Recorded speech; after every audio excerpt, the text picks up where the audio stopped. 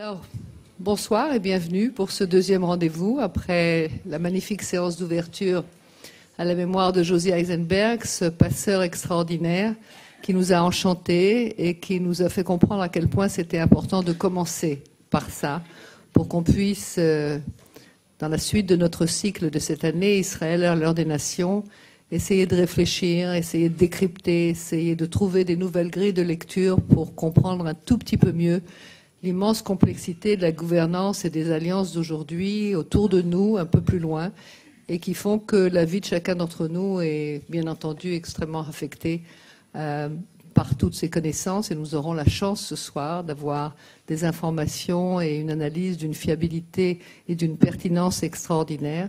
Et je m'en réjouis à l'avance et je vais tout de suite les accueillir et les remercier mille fois d'être parmi nous. Frédéric Ancel, merci encore. Emmanuel Navon, merci mille fois. Et celui qui est pour la première fois dans nos murs, et je pense que ce ne sera pas la dernière, c'est l'éditeur de Orient de I24, Cyril Amar.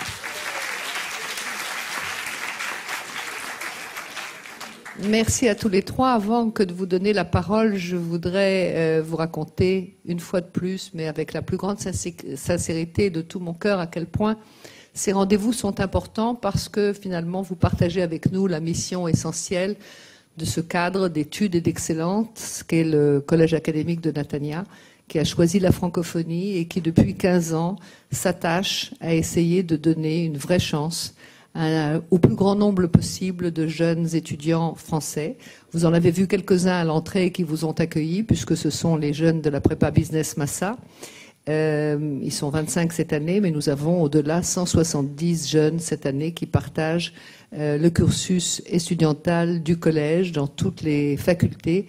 Et c'est tout à fait remarquable parce que, au-delà du caractère académique de leur réussite, bien entendu, il s'agit d'une expérience humaine et d'une grande aventure humaine pour Israël. C'est une contribution très importante.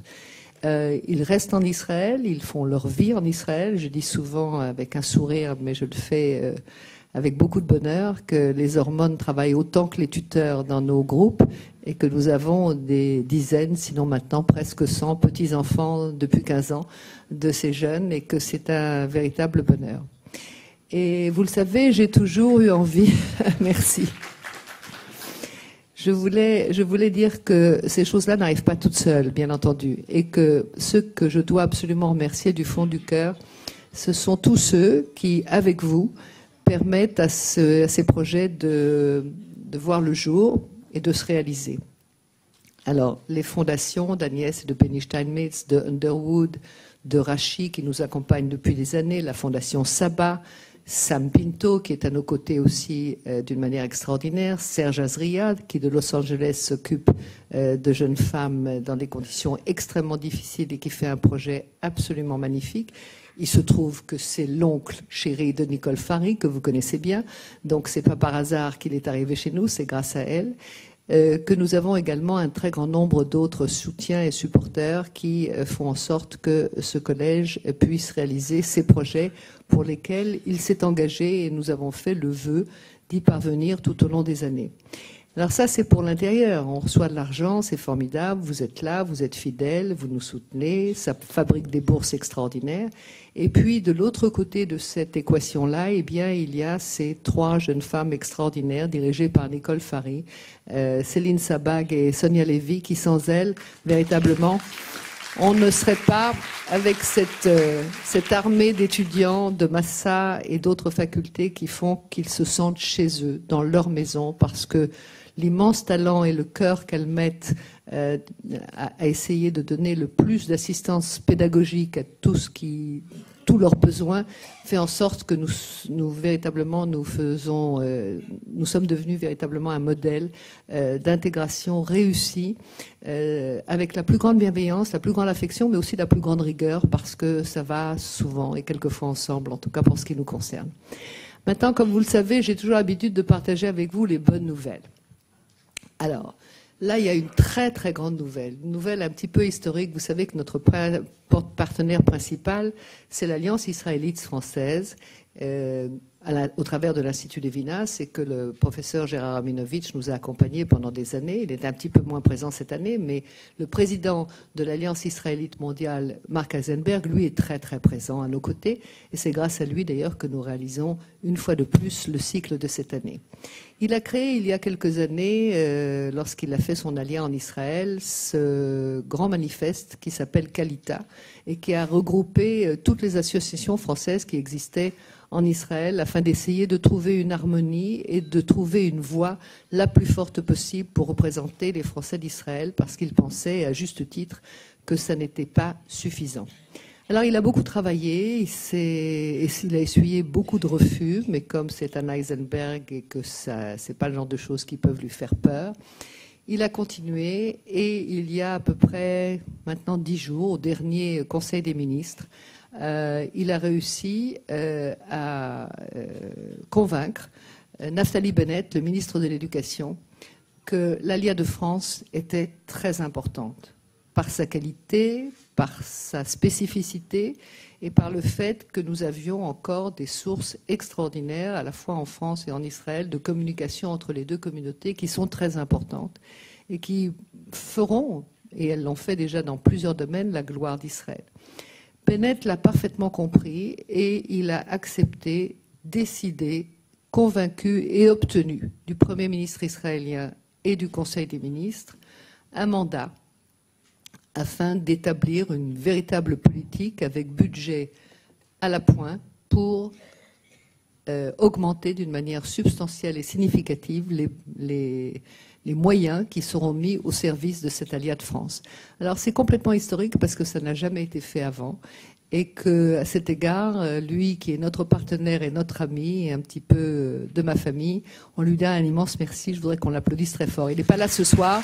C'est plus facile de parler de lui quand il n'est pas là, sinon il m'aurait déjà interrompu depuis longtemps. Mais j'en ai profité. Voilà. Et je tenais à partager avec vous cette bonne nouvelle parce que ça va nous permettre de faire plus, d'aller plus loin. Et ce sera déjà très très important. Lorsque nous conclurons cette soirée, je vous raconterai aussi quels sont nos prochains rendez-vous. Mais pour le moment, je vais demander à Cyril Amar d'avoir la gentillesse de me remplacer et de faire et d'animer ce débat qui va être d'une importance extraordinaire. Merci Claude Breitman. Et merci à vous d'être venus aussi nombreux à ce rendez-vous devenu désormais incontournable du campus francophone du collège académique de Natania. On dit souvent, Claude, d'un projet qu'il réussit lorsqu'il devient pérenne. Je crois que c'est la 7e année consécutive que ce rendez-vous est organisé grâce à vos talents, votre inlassable travail, ainsi qu'à celui de Nicole Fary, la directrice des programmes, que je salue, que je vous demande même d'applaudir.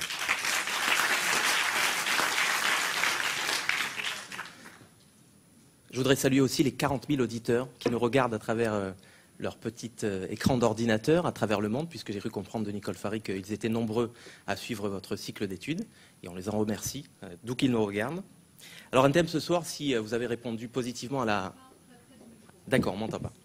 Si vous avez décidé de répondre favorablement à la demande de Claude, à savoir d'éteindre vos portables, d'abandonner le temps d'une soirée votre perfusion aux réseaux sociaux et de vous soustraire un peu à l'immédiateté de l'information, c'est un journaliste qui vous parle, c'est pour vous plonger un petit peu dans la profondeur de notre sujet, le sujet qui a été choisi par l'équipe pédagogique du campus francophone, Israël dans le concert des nations. Alors la formule est réussie, la métaphore est jolie, musicale, elle pourrait presque nous faire oublier que la musique des nations est plus souvent cacophonique qu'harmonieuse. Toujours est-il que c'était l'objectif premier du sionisme politique, à savoir de mettre fin à un exil vieux de 2000 ans, de mettre fin à la dispersion pour fonder une nation souveraine, une nation juive souveraine, capable, à son tour précisément, elle aussi, de jouer sa partition dans le concert des nations. Alors bien sûr, évidemment, en 70 ans d'existence, Israël ne s'est pas contenté de jouer les seconds violons, mais depuis quelques années, nos intervenants ne me contrediront pas, Israël est devenu une véritable place forte de la diplomatie. Tel Aviv vaut bien une messe, se murmure-t-on dans les couloirs des chancelleries occidentales. Une nomination à Tel Aviv, à Jérusalem, demain, pourquoi pas, eh bien, ça compte dans la carrière d'un diplomate, je peux vous le dire. J'ai travaillé aussi à l'ambassade de France. C'est souvent un tremplin pour d'autres chancelleries, d'autres carrières diplomatiques. Israël qui est devenu, dans l'autre sens, qui jamais de son histoire n'avait eu autant de représentations diplomatiques à l'étranger. Benjamin Netanyahou, le Premier ministre israélien, est une persona grata, un hôte courtisé, apprécié. Il était hier au Sultanat d'Oman, il sera peut-être demain à Bahreïn, d'où revient notre intervenant. Après-demain à Riyad, qui sait, pour ce sommet tripartite dont certains médias se font l'écho ces jours-ci. L'Afrique en Israël, Israël qui revient en Afrique, pour rester fidèle au slogan du Premier ministre Netanyahou. Bref, Israël où plus rien ne paraît impossible finalement dans ce nouveau jeu d'alliance et de cette nouvelle ordre mondiale qui se présente à nous.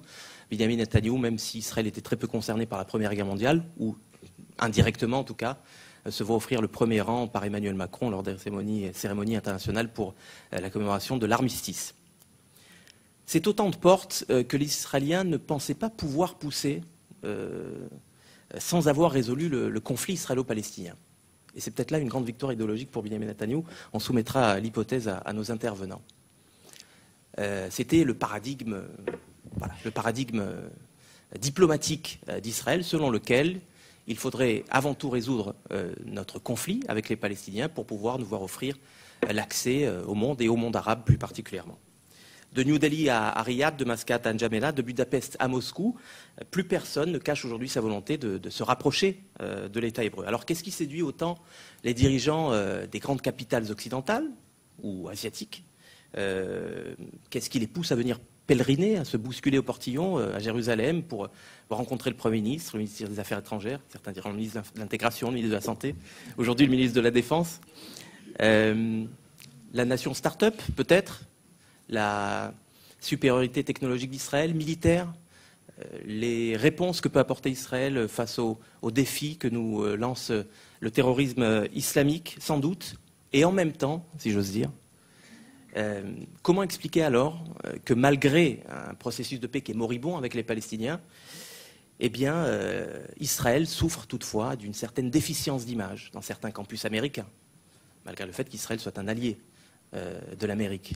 Comment expliquer le succès relatif certes, mais le succès quand même avec un potentiel ô combien explosif du mouvement BDS. Voilà, c'est autant de questions qu'on a eu envie de poser ce soir à nos deux intervenants, qu'on ne présente quasiment plus, tant ils sont courtisés par les plateaux de télé de France, de Navarre et même de Jaffa. Deux professeurs de renommée internationale et de relations internationales. J'ai nommé Frédéric Ancel, évidemment, géopolitologue, maître de conférences à Sciences Po Paris et au PSB, Paris School of Business. Dernier ouvrage en date, mon dictionnaire géopolitique, ça paraît aux presses universitaires de France. Et ce soir, il est venu avec l'Atlas géopolitique d'Israël, qui sera en vente après la conférence. Et à ses côtés, Emmanuel Navon, maître de conférence également à l'Université de Tel Aviv et à l'IDC, le centre interdisciplinaire d'Herzliya, analyste politique, diplomatique pour la chaîne d'info en continu I24. Dernier ouvrage en date, si je ne m'abuse, La victoire du sionisme, paru en anglais, dont on attend d'ailleurs impatiemment la version en langue française. Alors messieurs, pour être méthodique, nous sommes convenus tous les trois d'un découpage géographique, pour pas que vous marchiez sur les plates-bandes, un découpage géographique sur une certaine cartographie de la diplomatie israélienne. Emmanuel Navon, vous nous éclairez sur les relations qu'entretient Israël avec l'Union européenne, qui n'est pas un bloc monolithique, comme chacun sait. Les nouvelles alliances avec les populistes. Matteo Salvini était en Israël la semaine dernière. Quid des relations avec le vieux continent, ou la vieille Europe, comme on aime à l'appeler ici, la France, la Grande-Bretagne, l'Allemagne. Et Frédéric Ancel, vous, puisque vous êtes également un spécialiste du Moyen-Orient, vous nous raconterez, ou vous penchez sur les relations avec un autre bloc, le bloc arabo-musulman, qui n'est pas monolithique non plus, c'est le moins qu'on puisse dire, un monde arabe beau musulman clivé, morcelé, entre sunnites, chiites, arabes, perses, turcs, avec ce vieil adage qui semble convenir à tous les acteurs en Israël et dans certains pays du Golfe, l'ennemi de mon ennemi est mon ami. Vous aurez compris, évidemment, on veut parler de l'Iran qui menace à la fois Israël et l'Arabie saoudite en premier lieu. Et puis, dans un second temps, vous nous direz ce que vous pensez également du grand retour d'Israël en Afrique et du grand retour de l'Afrique en Israël, et puis de cette relation si particulière avec l'Inde. Un dernier mot peut-être, parce que je sais que c'est un thème qui est cher à Claude également, la relation avec la diaspora juive, notamment celle des États-Unis, et la question du judaïsme réformé, de la mixité au Kotel, et des relations avec les Nations Unies également. Voilà, ce que je vous propose, c'est que je vous donne la parole. On commencera peut-être avec vous, Emmanuel Navon, pendant un bon petit quart d'heure. Et puis après quoi, s'en suivra un long jeu de questions-réponses, si vous voulez bien, avec le public qui est drôlement bien garni aujourd'hui. Emmanuel Navon, on va commencer avec vous, si vous voulez bien.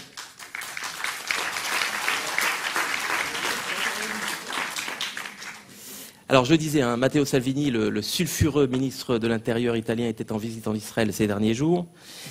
Son nom s'ajoute à la longue liste de leaders européens populistes, nouveaux amis d'Israël, Orban, Kurz, pour ne citer que. Israël, Emmanuel Navon, a-t-il raison de surfer sur cette vague populiste, ou devrait-il au contraire, comme certains de ses vieux amis lui recommandent, de s'en distancer compte tenu de ses accointances ou de leurs accointances avec certains milieux antisémites? Et puis s'agissant de la vieille Europe, le désamour ou le divorce est-il consommé entre Israël et la vieille Europe? Ici, merci au Collège universitaire de Netanya, à Claude Breitman et bien sûr à toute l'équipe de m'avoir invité. Alors la réponse à ta question est oui. Alors ça c'est la réponse courte. Maintenant, comme il me reste un quart d'heure, je vais donner la réponse longue. Il faut comprendre, enfin, dans ma vision des choses, la politique étrangère, ça n'est pas du catéchisme. Si on veut faire du catéchisme, il y a des endroits pour ça. La politique étrangère est là pour défendre l'intérêt du pays. Bien sûr, dans toute politique étrangère, il y a toujours un dilemme entre les principes et l'intérêt, entre ce qu'on appelle en allemand la Realpolitik ou la raison d'État en français, et certaines valeurs auxquelles on est attaché. C'est vrai de tous les pays du monde, et pas seulement d'Israël. Mais on ne peut pas mener une politique étrangère en mettant de côté l'intérêt national et en ne prenant en compte que les valeurs auxquelles on est attaché, sinon on ne pourrait pas survivre sur la scène internationale. En ce qui concerne l'Europe, il faut bien comprendre qu'il y a aujourd'hui en Europe un phénomène de réaction à ce qui est perçu comme une série d'échecs de l'Union européenne. Et je précise à ce qui est perçu, parce que ces accusations ne sont pas forcément fondées, mais en tout cas, elles produisent une réaction en Europe qui sont le contre-effet à la fois de la crise financière de 2008, qui a produit une crise économique durable, en particulier dans les pays comme la Grèce. Et cette crise financière et économique a produit une révolte contre l'euro et contre la gestion des économies européennes par les accords de Maastricht et par la rigueur budgétaire. Et puis, il y a eu par la suite la crise des migrants suite au soi-disant printemps arabe de 2011 et une migration en masse vers l'Europe. Et là aussi, une accusation vis-à-vis des institutions européennes sur ce qui est perçu, encore une fois, en Europe, comme une perte de contrôle des frontières. Et vous prenez ces deux éléments ensemble et vous avez effectivement la montée de partis qui réclament de reprendre contrôle de la politique économique et de la politique migratoire. On le voit en Pologne, on le voit en Hongrie, on le voit en République tchèque, on le voit en Italie. Et en France, si la France était un système parlementaire, avec un mode de scrutin proportionnel, il y aurait sans doute aujourd'hui un gouvernement populiste en France. Mais comme la France est un système présidentiel, il n'y a pas eu ce phénomène. Israël se retrouve d'une certaine manière, sans le vouloir, coopté dans ce débat européen entre la ligne pro-Union européenne et atlantiste et la ligne nationaliste est-européenne, maintenant italienne, contre les institutions de Bruxelles. Pourquoi est-ce qu'Israël se trouve coopté dans ce débat européen? Parce que les partis européens qui s'opposent à la mondialisation symbolisée par Bruxelles admirent Israël pour ce que Israël représente, à savoir un État-nation fier de lui, qui n'a pas du tout peur de défendre ses frontières nationales, qui est une économie à succès, qui sait défaire le terrorisme et défaire les terroristes, et qui n'a aucun problème à enrager les bureaucrates de Bruxelles. Et donc, d'une certaine manière, pourquoi est-ce que Salvini était là la semaine dernière? Parce qu'ils adorent Israël pour ce qu'Israël représente. Alors évidemment, on pourrait se dire, si on faisait du catéchisme, ah oui, mais ces gens ne sont pas très fréquentables, donc on va pas leur adresser la parole. Moi, je ne connais aucun pays au monde qui se comporte de cette façon, et je ne comprends pas pourquoi on exigerait uniquement d'Israël de se comporter de cette façon. Parce que tous les pays au monde, dont les Européens eux-mêmes, les premiers, se comportent selon leur intérêt national. Ça ne veut pas dire qu'on doit être d'accord avec tout ce que disent et ce que font ces gouvernements. Mais il faut bien comprendre une chose, c'est qu'aujourd'hui, un des grands acquis, un des grands succès de politique étrangère d'Israël et de Netanyahou en Europe, c'est d'avoir réussi à retourner contre les Européens leur vieille méthode qu'ils ont utilisée dans le monde entier, en particulier les Britanniques et les Français à l'époque coloniale, à savoir diviser pour mieux régner. Ils l'ont fait partout, maintenant c'est à notre tour de le faire. Diviser pour mieux régner. Ce qu'on fait aujourd'hui en Europe, c'est précisément cela, diviser pour mieux régner. À savoir, il y a aujourd'hui dans cette Europe qui est en crise des luttes de pouvoir et des luttes idéologiques, eh bien, pourquoi ne pas les utiliser pour servir son intérêt national? Par exemple, récemment, les gouvernements polonais, hongrois et tchèques ont bloqué un projet de décision de l'Union européenne, qui était à l'initiative de la France, entre parenthèses, de condamner la décision américaine de transférer son ambassade à Jérusalem. Très bien. Autre exemple, il y a également on sait qu'aujourd'hui, Federica Mogherini mène une politique de contourner les sanctions, la réimposition de sanctions américaines contre l'Iran. Elle en est fière. Elle s'enorgueillit d'avoir bâti un mécanisme de contournement des sanctions américaines pour permettre aux sociétés européennes de continuer à travailler en Iran en dépit du renouvellement des sanctions américaines. Eh bien, là aussi, cette politique aujourd'hui de diviser pour mieux régner permet à Israël de briser le consensus de Bruxelles sur la question iranienne. Pas seulement sur la question de Jérusalem, mais également sur la question iranienne. Donc pourquoi ne pas jouer ce jeu-là? Encore une fois, ça ne veut pas dire que cela signifie que l'on approuve le fait que le gouvernement polonais effectivement porte atteinte à l'indépendance du système judiciaire. Cela ne signifie pas que l'on approuve la politique de Viktor Orban qui effectivement souvent porte atteinte à la liberté des médias, etc. Et même chose avec Salvini. Mais encore une fois, et dernier point avec Salvini, une des autres raisons pour lesquelles on a besoin aujourd'hui de l'Italie, et ça c'est un point aussi important dans nos relations avec l'Europe, c'est que j'ai parlé tout à l'heure de l'année 2008 et de l'année 2011, la crise financière et la crise migratoire. Eh bien c'est à cette époque, ou entre ces deux dates charnières, que Israël a découvert des sources de gaz énormes et est devenu potentiellement un exportateur de gaz naturel. Et cela a complètement renversé nos relations avec l'Europe. Sans rentrer dans les détails parce qu'on n'a pas le temps, dans le passé, Israël avait une alliance avec la Turquie et des relations très tendues avec la Grèce. Aujourd'hui, les relations se sont inversées. On a une alliance avec la Grèce et on n'a plus de relations avec la Turquie. Eh bien, cela a été rendu possible, entre autres, par le fait qu'Israël est devenu une puissance énergétique et que la Grèce et Chypre ont besoin de nous pour exporter ce gaz vers l'Union européenne parce que cela crée une plateforme énergétique en Méditerranée orientale. Eh bien, il y a un mois, Israël, Chypre, la Grèce et l'Italie de Salvini, ont signé un mémorandum pour construire le gazoduc le plus long du monde, entre Israël et l'Italie, en passant par Chypre et la Grèce.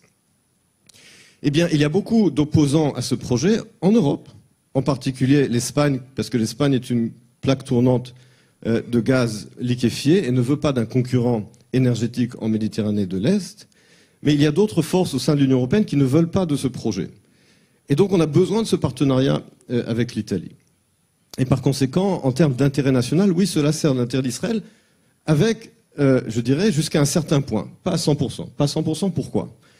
Parce que cela ne signifie pas qu'Israël aurait intérêt à voir une Europe dominés par ce genre de gouvernement. Pourquoi? Parce qu'en général, pas toujours,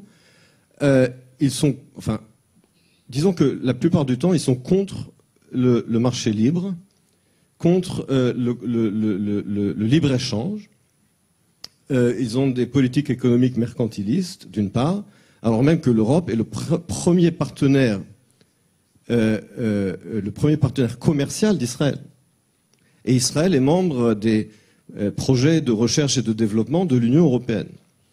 Donc le marché européen est extrêmement important pour l'économie israélienne. Donc nous n'avons pas intérêt, à mon sens, d'avoir une Europe qui se replie économiquement.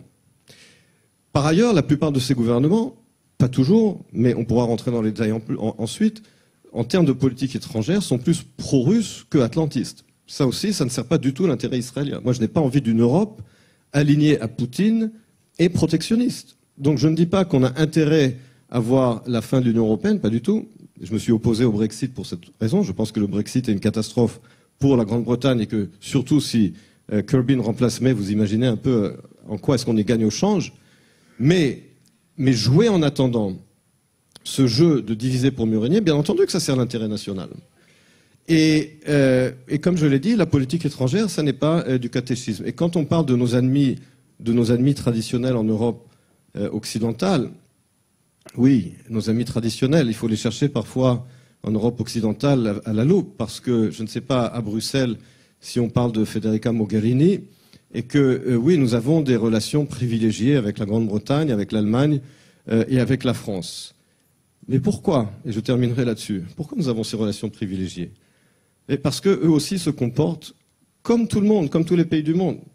Les concepts, les mots raison d'État et réel politique sont des mots européens. Ce sont des mots européens. Et plus les pays ont du pouvoir et de la puissance, plus ils les respectent. Et c'est pour ça qu'avec Israël, on a des relations aujourd'hui privilégiées. Parce qu'Israël est devenu une grande puissance. C'est aussi simple que ça. Ils ont besoin de notre expertise en contre-terrorisme. Bientôt, ils auront besoin de notre gaz naturel parce qu'ils sont dépendants du gaz russe et ils essaient de réduire leur dépendance vis-à-vis de la Russie. Et par conséquent, ce projet de gaz naturel va complètement transformer nos relations avec l'Europe. Donc il faut garder des bonnes relations avec tout le monde, mais comprendre qu'elles sont basées sur l'intérêt national, sur la force d'Israël, et je terminerai là-dessus, par conséquent, cette théorie qu'on nous a vendue pendant 25 ans, qui était de dire, tant qu'il n'y aura pas un accord de paix avec les Palestiniens, Israël ne pourra pas améliorer sa place dans le monde. C'est une théorie aberrante, fausse, qui a été contredite par les faits, parce que c'est une théorie qui ne prend pas en compte la réalité des relations internationales, qui est que les relations sont fondées sur des intérêts, sur des relations de pouvoir, que dans ces relations entre Israël et l'Europe, eh bien, le balancier s'est complètement retourné, a changé, on va dire, à l'avantage d'Israël, que Israël a complètement raison de prendre avantage des divisions au sein de l'Europe, mais comme je l'ai dit, ne pas non plus en abuser trop. C'est pas que Israël contrôle ce qui se passe en Europe, mais nous n'avons pas non plus intérêt à un démembrement de l'Union européenne et un renversement vers des gouvernements à la Corbyn. Voilà.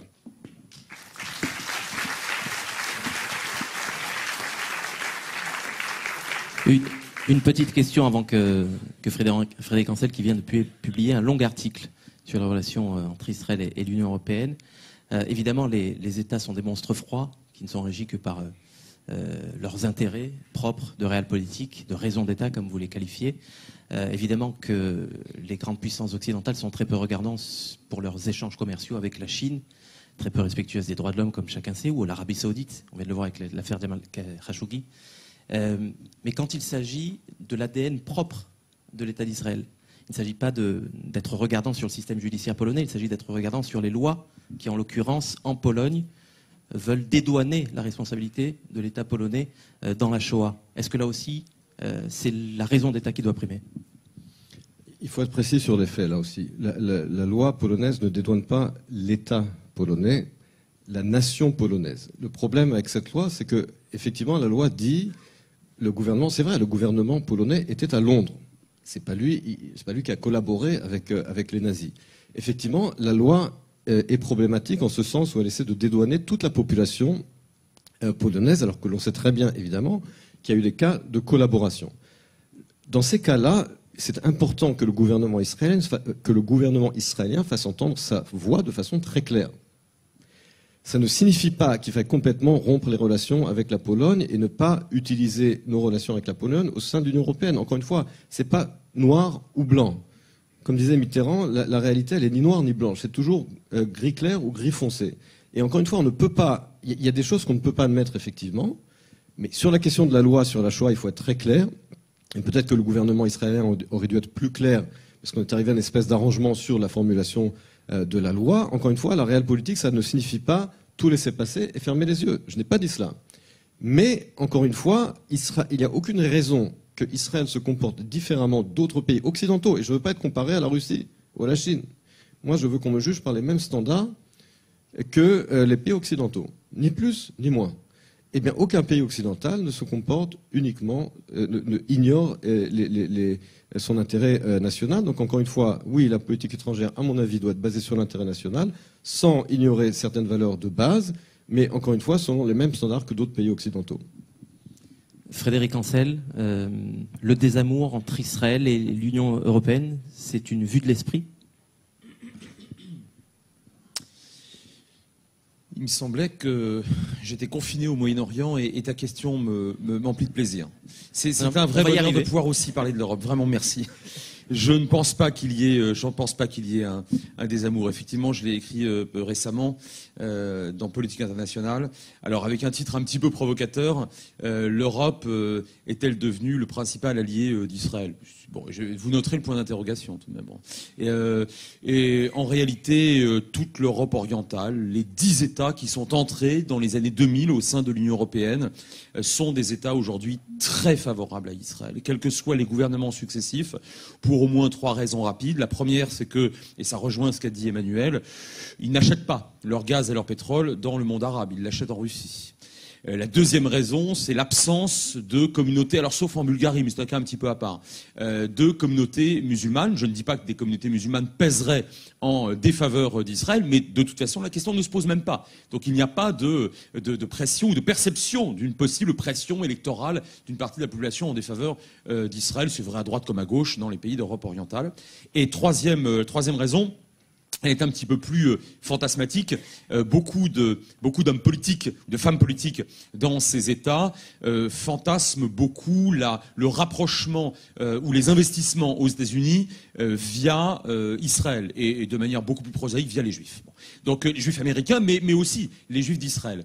D'où une politique mémorielle, notamment pour un certain nombre de ces États qui semble extrêmement ouverte. Alors moi, bien sûr, je m'en félicite, je ne suis pas un cynique, mais là aussi, je rejoins tout à fait ce qu'a dit mon ami Emmanuel. Bon, les États ont surtout des intérêts, pas que, mais enfin, la variable principale de prise de décision, bien évidemment, relève des intérêts pragmatiques. Donc, si vous voulez, cette Europe orientale a d'autant moins intérêt à ne pas favoriser de bons rapports avec Israël que de son côté, Israël a su développer ces dernières années des produits à très haute valeur ajoutée, souvent moins chers en termes de high-tech que ce que font les Américains et peut-être les Français, les Britanniques ou les Allemands. Donc il n'y a objectivement aucune raison pour qu'il n'en soit pas ainsi. Et on voit par exemple, outre les exemples qui ont bien été donnés, il y a un instant, on voit par exemple la République tchèque, vous allez me dire que c'est pas nouveau, oui, mais voilà, c'est la poursuite d'une vraie cohérence vis-à-vis d'Israël, annoncée vraisemblablement prochainement, là, le transfert de l'ambassade. Alors, avec une petite casuistique, hein, Jérusalem-Ouest, oui, enfin très bien, n'empêche que c'est à Jérusalem et c'est plus à Tel Aviv. Bon.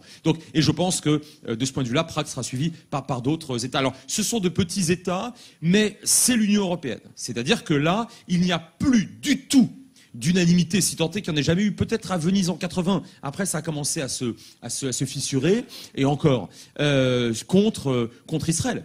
Et aujourd'hui, et d'ailleurs depuis pas mal d'années, vous pouvez vérifier, les votes, soit au Conseil de sécurité des Nations Unies, soit à l'Assemblée générale des Nations Unies, lorsqu'il y a un vote de condamnation d'Israël, quelle que soit la thématique d'ailleurs, hein, qui est portée au vote, eh bien, on a systématiquement, vous m'entendez bien, systématiquement, les 3 positions adoptées. Pour, abstention, contre. Autrement dit, il n'y a pas de politique européenne vis-à-vis d'Israël. Il n'y a pas de politique, je veux dire, unanime vis-à-vis d'Israël, et pas non plus sur la question israélo-palestinienne, et certainement pas depuis ces toutes dernières années. Et je pense que vous voyez, il ne s'agit pas de considérer que ces États sont de toute éternité philo-sémites ou pro-israéliens parce que voilà, parce qu'ils sont d'une tendance philosophico, ou parce que ce sont des évangéliques. Pas du tout, pas du tout. Donc on est vraiment sur du pragmatisme, et ça me permet, si tu m'autorises à poursuivre pour le coup sur le Moyen-Orient, sur la transition est toute trouvée avec le Moyen-Orient et les mondes arabo-musulmans. Il faut être extraordinairement clair. Le monde musulman est réuni en 57 États. Hein, l'organisation de la conférence islamique, qui est une organisation extraordinairement souple, lâche, extrêmement peu intégrée. Il n'y a pas, ce n'est pas une alliance, ni économique, ni diplomatique, ni politique, ni et encore moins militaire. Ça regroupe environ 1,8 milliard de personnes sur plus ou moins 7 milliards. Jamais le monde musulman n'a fait bloc contre Israël. Jamais. Ceux qui l'ont cru étaient dans une représentation fantasmatique. Et tout à l'heure, Emmanuel rappelait bien qu'avec la Turquie, alors je ne parlerai pas d'alliance, mais en tout cas, il y a eu un vrai développement des relations, y compris stratégiques, en 96. Bon, ça s'est achevé hein, ces dernières années, n'empêche que ça a eu lieu. Et en tout cas, la Turquie n'a jamais participé hein, à ce concert, on va l'appeler comme ça, si tant est qu'il ait existé, musulman contre Israël. Prenez le cas de l'Iran des années 60-70. Bon, je ne vais pas tous vous les faire, c'est une évidence. Et aujourd'hui, le monde musulman est déchiré par un double clivage, hein, c'est ce que j'appelle une guerre civile qui prévaut au sein du monde musulman. Ce clivage, il est double. Il n'est pas seulement entre chiites et sunnites, hein, même si ces appartenances religieuses sont très instrumentalisées, qui bien sûr par l'Iran et qui par l'Arabie saoudite et leurs alliés respectifs. C'est pas seulement une hostilité ou une guerre entre chiites et sunnites, c'est aussi un clivage entre les nationalistes et les islamistes. Et regardez ce qui se passe en Égypte, on est littéralement revenu un demi-siècle en arrière lorsque Nasser luttait déjà contre les Ikhwan, les frères musulmans. Et ce n'est pas vrai qu'en Égypte. Donc ce double clivage aujourd'hui, il constitue une variable explicative très importante de l'absence d'hostilité d'un bloc, d'un monde musulman contre Israël. Regardez à quel point, y compris dans la péninsule arabique d'où effectivement je reviens, il y a 2 semaines j'étais à Bahreïn, on est aujourd'hui vent debout contre l'Iran et ses alliés chiites, quitte à abandonner, le terme n'est pas trop fort, quitte à abandonner les derniers lambeaux du cache-sexe de cette désunion profonde qui était jusque-là la cause palestinienne. Car j'aimerais quand même vous indiquer ou vous rappeler que lorsque Donald Trump décide de transférer l'ambassade américaine de Tel Aviv à Jérusalem, donc en décembre dernier, et a fortiori lorsqu'il le fait, dans le cadre d'une grande fête à laquelle vous avez peut-être d'ailleurs participé quelques mois plus tard, les réactions du monde arabo-musulman sont stupéfiantes dans leur absence. Soit dans leur absence, soit dans leur caractère absolument atone. Bon, mais ça, si vous voulez, ça n'aurait pas pu prévaloir s'il n'y avait pas cette déchirure très profonde entre l'Iran et l'Arabie saoudite, et je le répète, leurs alliés respectifs. Au point qu'aujourd'hui, dans le Golfe, mais également dans d'autres parties du monde musulman, mais là c'était peut-être déjà plus facile, le dégel était déjà opéré, je pense notamment à plusieurs États du Maghreb, là on a aujourd'hui une vraie proximité, même si elle n'est pas encore officielle, entre plusieurs États du Golfe et Israël. Ça, c'est pour l'ensemble du monde musulman, et je vous passe l'Azerbaïdjan qui entretient d'excellents rapports bien sûr avec Israël et d'autres pays, y compris en Afrique subsaharienne, Mais moi je voudrais focaliser sur les... je vois qu'Emmanuel regarde sa montre, c'est le maître du temps. Non, mais tu as tout à fait raison. Donc sur les 25 ou 26 minutes qui me restent, je voudrais il avait raison, regardez sa montre. Non, sérieusement, je voudrais focaliser mon propos sur le monde arabe, auquel j'ai consacré une modeste géopolitique du printemps arabe il y a quelques années de cela. Je vais vous donner quelques chiffres et quelques dates. Alors là, c'est 22 États au sein de la Ligue arabe. La Ligue a été créée en mars 1945, comme vous le savez, pour lutter essentiellement contre l'impérialisme des vieux empires, enfin anglais et français, et pour lutter contre le sionisme. Bon, c'est relativement réussi sur le premier point et tout à fait raté sur le deuxième. Et la Ligue arabe, le monde arabe a connu un moment arabe, ce que j'appelle un moment géopolitique arabe. C'est-à-dire que entre 73 et 91, vous aviez, notamment grâce au nouvel outil d'un pétrole cher, vous êtes devenu cher, et un minimum, je dis bien un minimum de cohésion encore une fois, anti-Israël, sur la cause palestinienne, eh bien, il y avait ce moment, c'est-à-dire que pour la première fois depuis, le 12e, peut-être le 13e siècle, mais pas plus tard, enfin pas après, vous aviez un monde arabe très relativement uni et surtout qui disposait d'un levier de puissance au sein des relations internationales. Je pense qu'en 91, c'est fini. D'abord parce que c'est la première guerre du Golfe entre la grande coalition internationale onusienne, auquel on a presque tous les pays ont participé, enfin la grande majorité, après l'invasion du Koweït par l'Irak et son annexion par l'Irak, 2 pays musulmans, sunnites, arabes, alliés.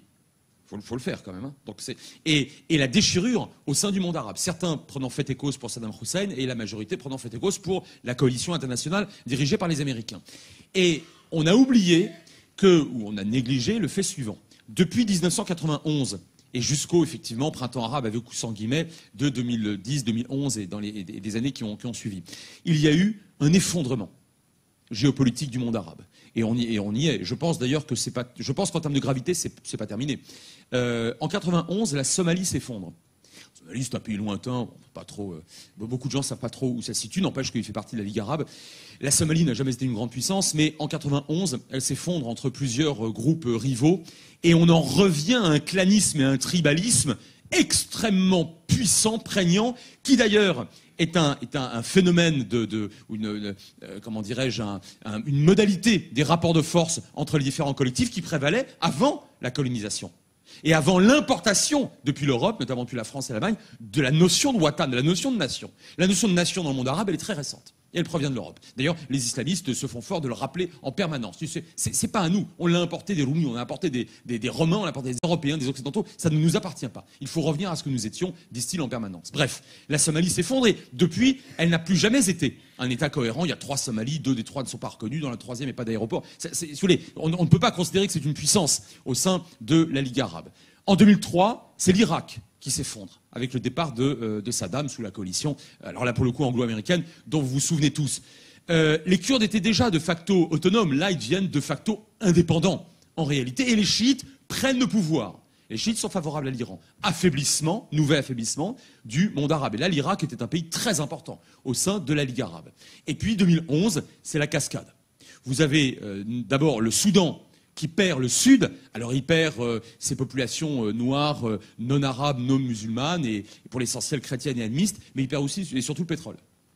Le pétrole est au Sud. Or le Soudan, il ne vous aura pas échappé ici, que c'est un pays relativement faible et qui a toujours été l'un des fers de lance les plus virulents contre Israël. Le Soudan perd le Sud, et puis le printemps arabe détruit littéralement des États qui n'étaient pas devenus des États-nations, mais qui étaient tout de même des États. Je pense évidemment au Yémen, à la Libye. Là aussi, on revient à un clanisme extrêmement important, doublé d'ailleurs d'un régionalisme. Je le fais très court parce qu'on n'a pas le temps de le développer, sauf si vous avez des questions en entendant là-dessus. Mais sur la Libye, entre la Cyrénaïque et la Tripolitaine, vous savez, avant l'Italie de 1911, il y avait tout de même un régionalisme relativement fort. Je vous passe le Yémen, c'est encore un cas à part. L'affaiblissement, la saignée qu'impose Bachar al-Assad à son peuple, mais qui concerne du coup son pays aujourd'hui.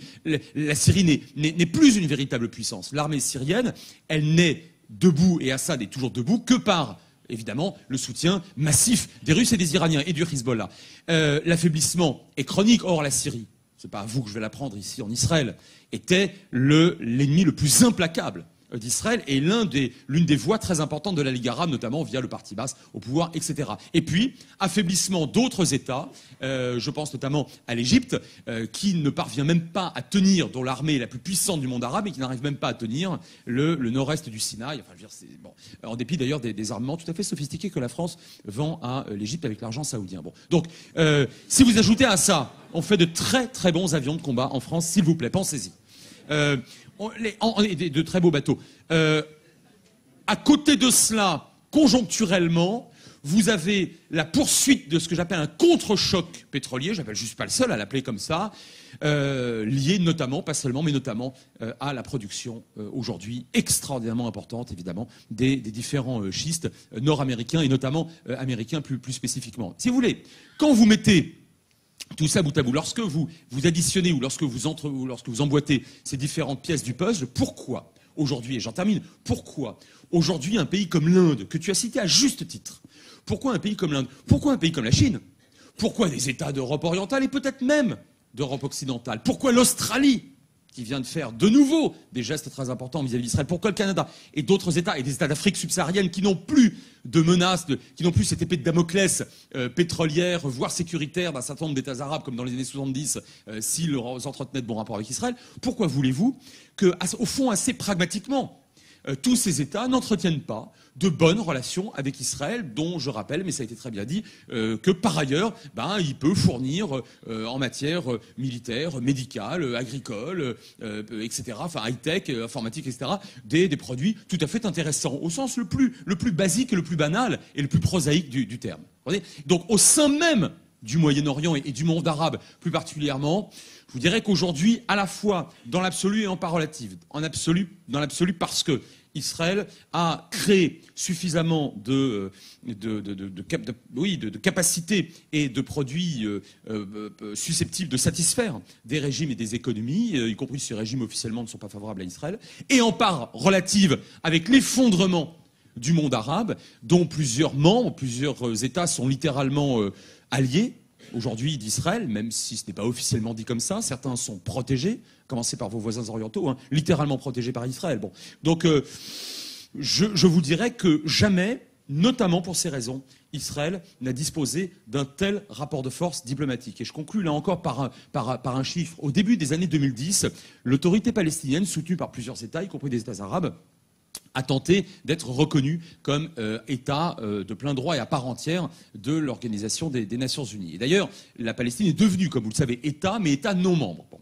Mais État membre, elle n'a jamais réussi à le faire. Alors que, contextuellement, Israël était dirigé par des gouvernements à tendance nationaliste, ce que je vous dis est parfaitement objectif, qu'il n'y avait pas une seule réussite, enfin une seule avancée en termes de processus de paix, et parce qu'on nous dit, et c'est pas faux, qu'un certain nombre d'opinions publiques occidentales ne sont pas très favorables à Israël. Tout ce que vous voulez, moi ce que je sais, c'est que, tout ce que je vous dis est vérifiable, là on est vraiment sur du chiffre, qu'à plusieurs reprises, dans les années 2010, il y a eu échec de l'autorité palestinienne et de certains de ses alliés à se faire admettre. Et à chaque fois, soit à l'Assemblée générale des Nations Unies, où Israël ne disposait plus d'une voix, de deux voix, de trois voix, États-Unis, Micronésie, Tuvalu, les îles Marshall, pas encore, il y a micro-États du Pacifique, mais disposait d'une quinzaine de voix en sa faveur, y compris plusieurs États importants. Je recite encore une fois, le Canada, l'Australie sont des États très importants et qui seront manifestement de futures grandes puissances, mais pas seulement d'une quinzaine d'États. Sur 193, vous me direz que c'est pas beaucoup, mais une trentaine d'États, entre 30 et 40 États, s'abstenaient. Or, s'ils s'abstiennent, qu'est-ce que ça signifie? Qu'ils ne votent pas pour. Ça, si vous voulez, il faut un nombre de pour parvenir à faire passer. Et c'était vrai aussi au Conseil de sécurité, où à une voix près, au début, je crois que c'était en 2012, mais à vérifier, à une voix près, celle d'un État d'Afrique subsaharienne, le Rwanda en l'occurrence, pour plein d'excellentes raisons sur lesquelles on pourrait revenir, c'est passionnant, les États-Unis n'ont même pas eu besoin de mettre leur veto. 9 voix sur 15, ce chiffre, ce seuil fatidique n'a pas été obtenu. Sur quelque chose qui n'était même pas de l'ordre de la condamnation d'Israël. Je ne sais pas si vous vous rendez compte d'où on partait dans les années 70, auparavant c'est un petit peu particulier, c'est différent, mais à partir des années 70 et 80, où Israël était littéralement isolé, quasi systématiquement seul, ou presque seul sur la scène internationale, aujourd'hui, on ne peut plus dire ça. Ce n'est pas vrai. Factuellement, c'est faux pour toutes les raisons que j'ai essayé de développer ces derniers instants. Merci Frédéric Ancel. Une question très rapide peut-être, puisque si cette relation entre Israël et les monarchies du Golfe est si idyllique, si c'est un secret de polichinelle pour personne, certaines mauvaises langues disent même que les Saoudiens se défendent des rebelles houthis avec des dômes de fer israéliens. Qu'est-ce qui aujourd'hui fait le plus obstacle aux tentatives de normalisation initiées par Benjamin Netanyahou? Il était au Sultan Oman, mais si j'ose dire, c'était facile, c'était une destination plutôt aisée pour le Premier ministre.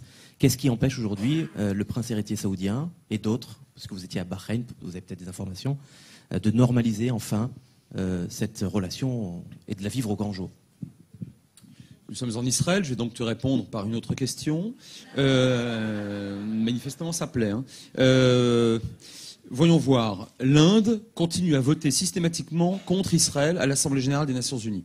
L'Inde, depuis une dizaine d'années, chaque année, depuis une dizaine d'années, importe à hauteur de 25% de plus que l'année précédente de matériel militaire israélien. Ma question est la suivante. Qu'est-ce qui est le plus important ?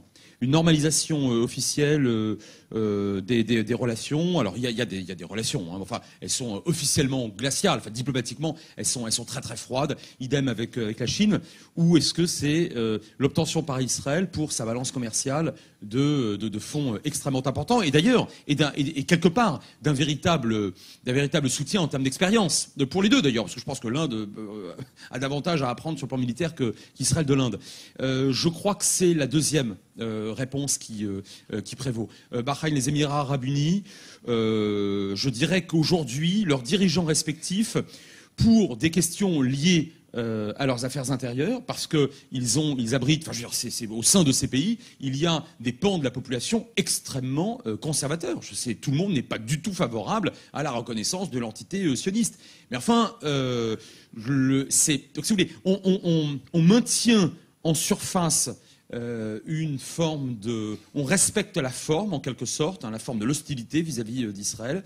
On continue de faire semblant, parce que à ce niveau-là, il n'y a pas d'autre terme, hein, de soutenir les Palestiniens. Alors le Qatar soutient vraiment, enfin non pardon, le Qatar soutient le Hamas. Excusez-moi, ne soutient pas la cause palestinienne. Le Hamas, le Qatar soutient le Hamas et non pas l'autorité palestinienne. Nuance fondamentale. Mais les autres États aujourd'hui achètent beaucoup à Israël. D'abord, ils achètent du renseignement face à l'Iran. Et face aussi chiites du Yémen, ils achètent du renseignement. Et puis, voilà. Pardon ?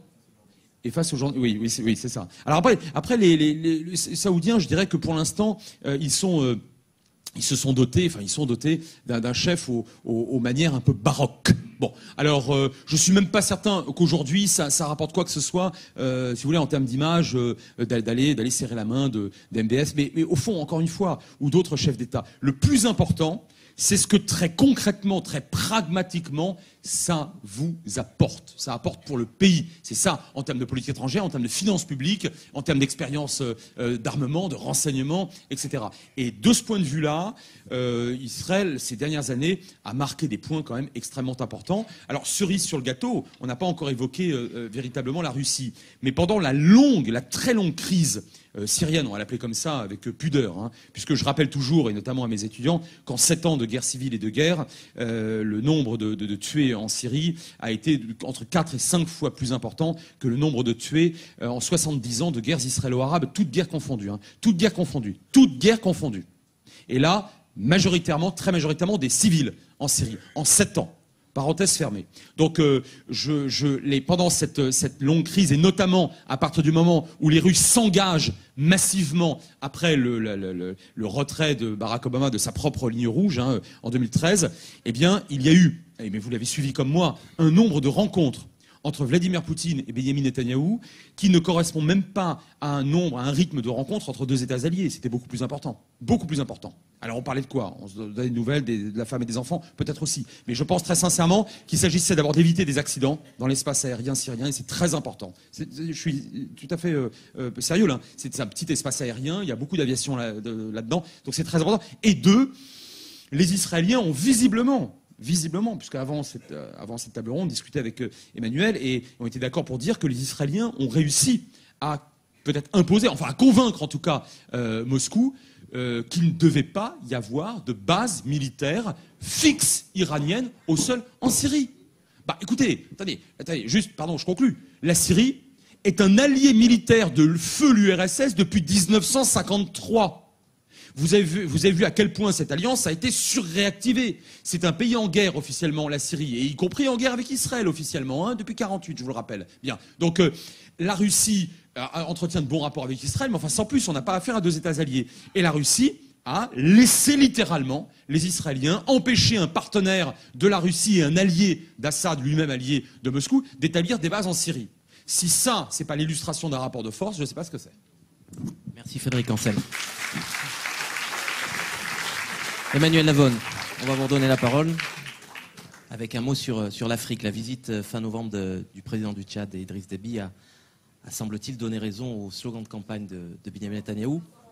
L'Afrique, je répète, la visite d'Idriss Déby, le président du Tchad, fin novembre à Jérusalem, je le disais, a sans doute donné raison au slogan de Benyamin Netanyahou. L'Afrique revient en Israël et Israël revient en Afrique après plus de 40 ans, 42 ans, je crois, de rupture diplomatique entre la République du Tchad et Israël. Une visite d'une telle importance,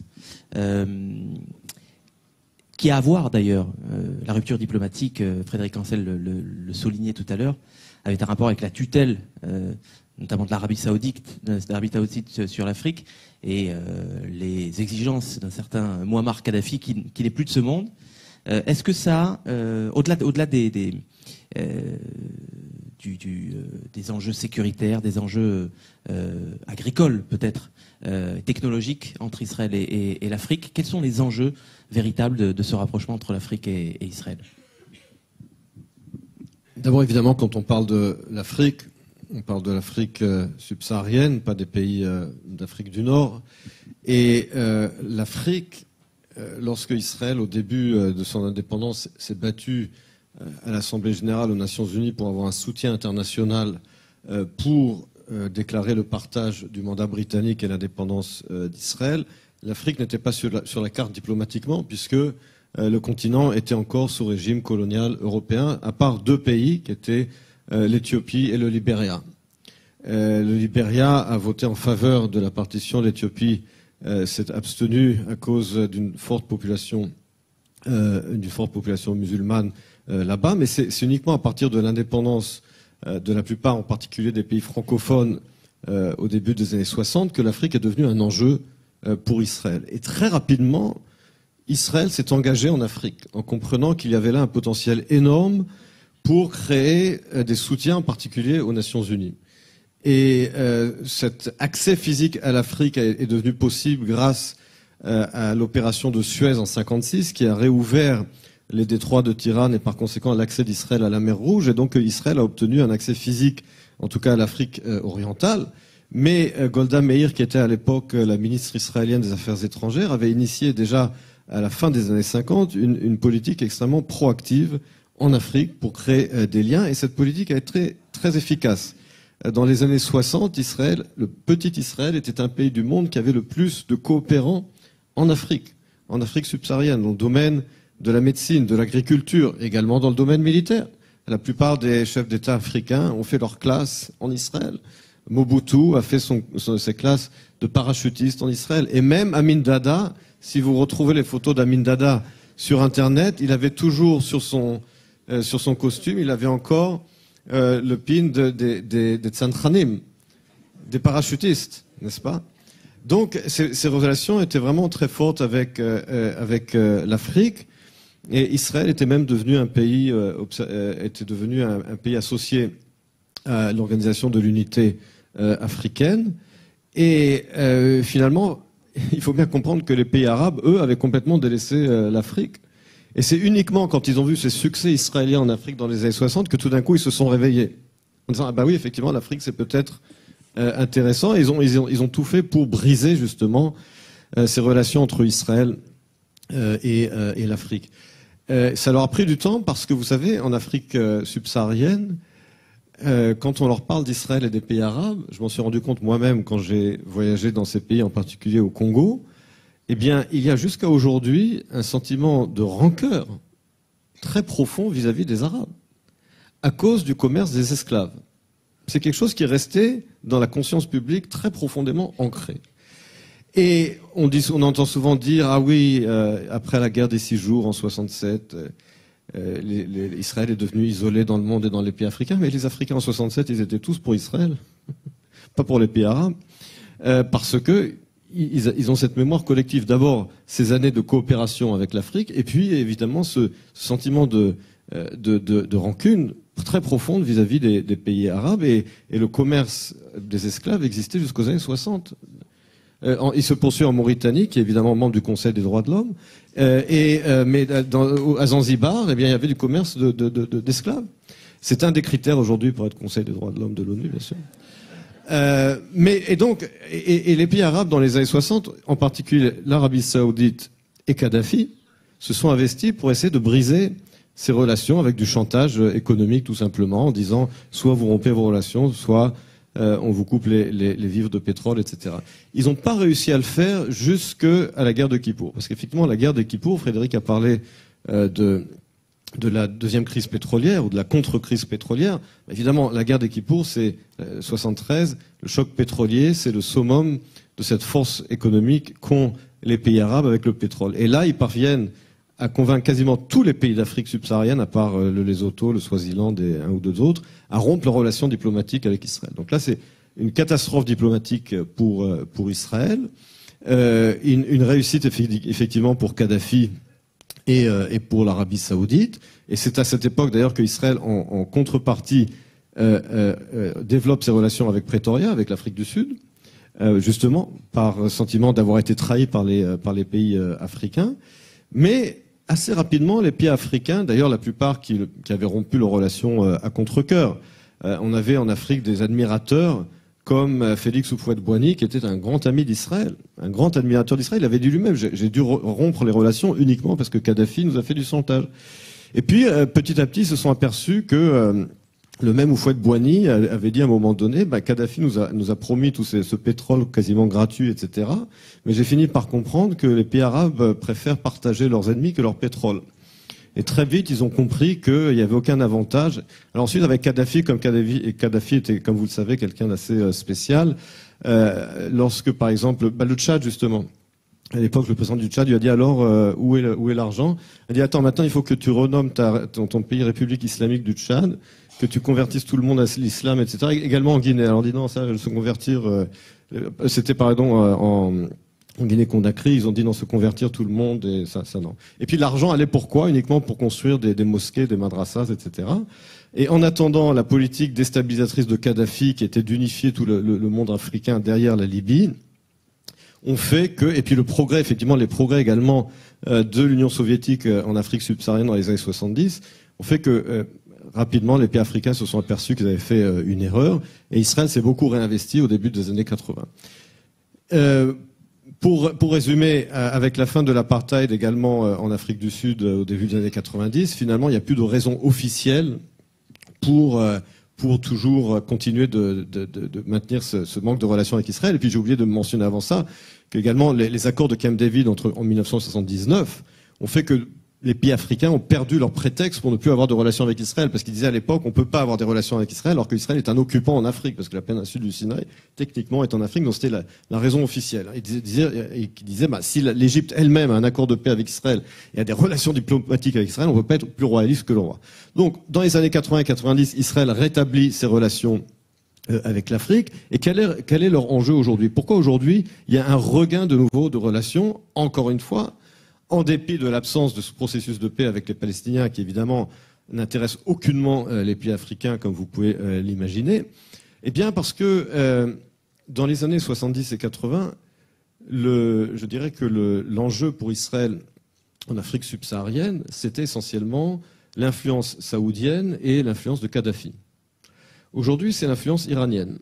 Il y a une forte présence iranienne et du Hezbollah en Afrique subsaharienne. Le Hezbollah qui est souvent financé par les grandes diasporas libanaises chiites à travers l'Afrique, comme au Congo, en Guinée-Conakry et autres.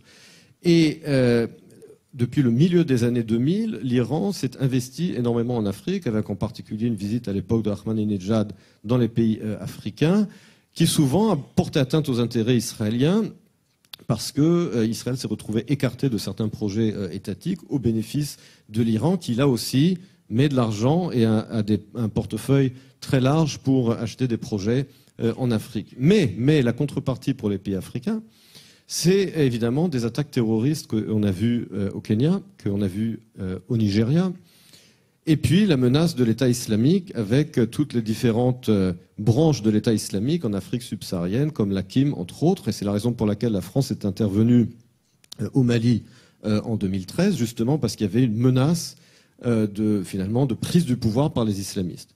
Et après le Mali, le prochain, c'était le Niger. Or, le Niger fournit à la France la majeure partie de ses ressources d'uranium, qui évidemment est une source importante de production d'électricité nucléaire. Et c'est là que ces pays aujourd'hui ont besoin d'Israël. Pourquoi ils se rapprochent d'Israël? Parce qu'encore une fois, Israël aujourd'hui collabore très étroitement avec le Nigeria, qui est un pays musulman, avec le Kenya, avec le Mali, avec le Niger, justement pour lutter contre cette présence islamique qui menacent ces gouvernements. D'où l'enjeu aujourd'hui face à l'Iran. Il y a, je dirais, une espèce de guerre par proximité entre l'Iran et Israël sur le continent africain.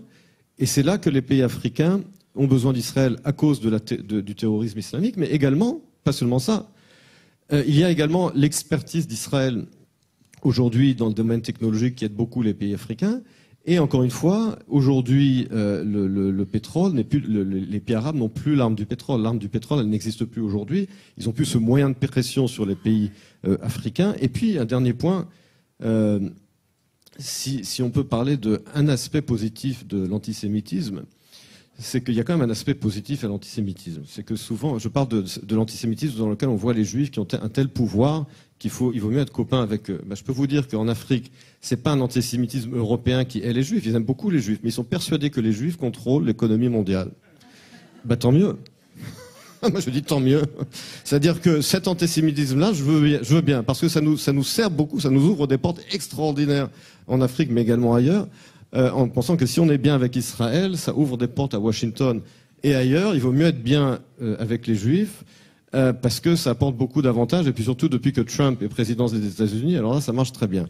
Et donc, c'est aussi une des raisons pour lesquelles aujourd'hui, on a cette reprise des relations avec l'Afrique, dont les pays musulmans, tels que le Tchad. Parce que eux, encore une fois, aujourd'hui, ils voient la menace de l'État islamique, ils sont en crise économique, et qui est-ce qui va les aider aujourd'hui? Kadhafi, il n'est plus là, et puis la Libye, on ne sait plus ce que c'est aujourd'hui. Donc, si vous voulez, même l'Arabie Saoudite, ils ont d'autres chats à fouetter, parce que d'abord, ils sont en déficit budgétaire, il faut le faire. Depuis plusieurs années, ils ont leur guerre au Yémen qu'ils n'arrivent pas à gagner. Donc, aller faire la manche chez les Saoudiens ou chez les Libyens, ça n'existe plus. Donc, aujourd'hui, qu'est-ce qui reste? Alors, il y a les Chinois, effectivement, qui ont pris possession plus ou moins du gouvernement, du continent africain. Mais, lorsqu'on en vient en relation avec les États-Unis, à l'expertise technologique et à l'expertise antiterroriste, et ça, c'est Israël, d'où cette reprise des relations avec, comme je l'ai dit en toile de fond, le conflit entre Israël et l'Iran. Merci Emmanuel Navon. Frédéric Ancel, je vous donne 5 minutes pour parler d'Israël et de l'Afrique.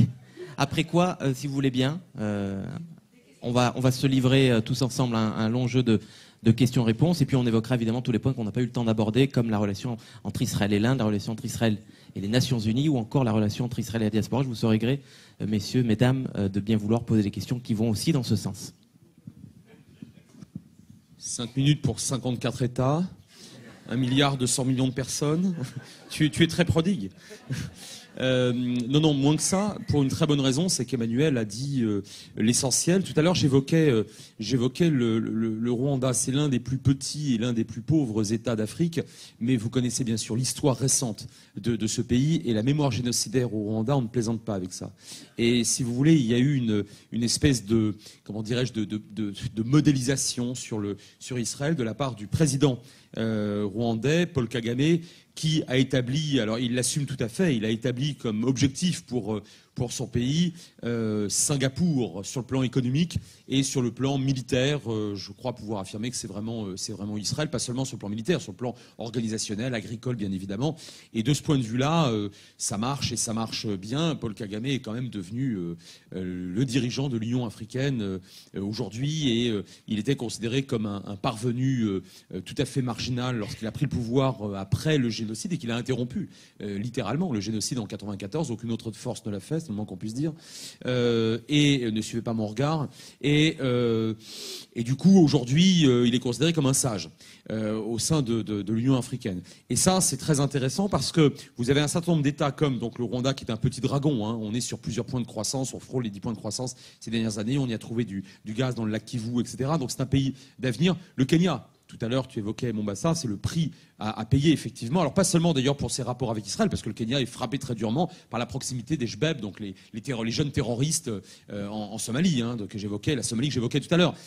Mais c'est par Mombasa que s'évacue une grande partie des productions d'Afrique centrale et subsaharienne en océan Indien. Donc, on est là, sur la corne de l'Afrique. Israël a un poids très, très important. Hein. Israël a joué successivement sur l'Éthiopie, l'Érythrée, et de nouveau sur l'Éthiopie. l'Éthiopie. On est là sur la corne de l'Afrique, c'est très très important puisque la bi-océanité qu'a obtenue Israël en mars, je crois que c'était le 5 mars 1949, en s'emparant de ce qui n'était pas encore Eilat, mais de ces 9 kilomètres de côte, prévus d'ailleurs par le plan de partage, lui donne la bi-océanité. C'est extrêmement important pour Israël. Et tout à l'heure, tu as évoqué le Tchad assez longuement, et avec raison, parce que le Tchad n'est pas partie prenante de la Ligue arabe. C'est un État musulman, mais il n'est pas de la Ligue arabe. C'est-à-dire que vous avez aujourd'hui des États musulmans sur le continent africain. Je pense notamment à un pays comme le Sénégal qui se débrouille vraiment bien. Je pense bien évidemment à un pays comme effectivement le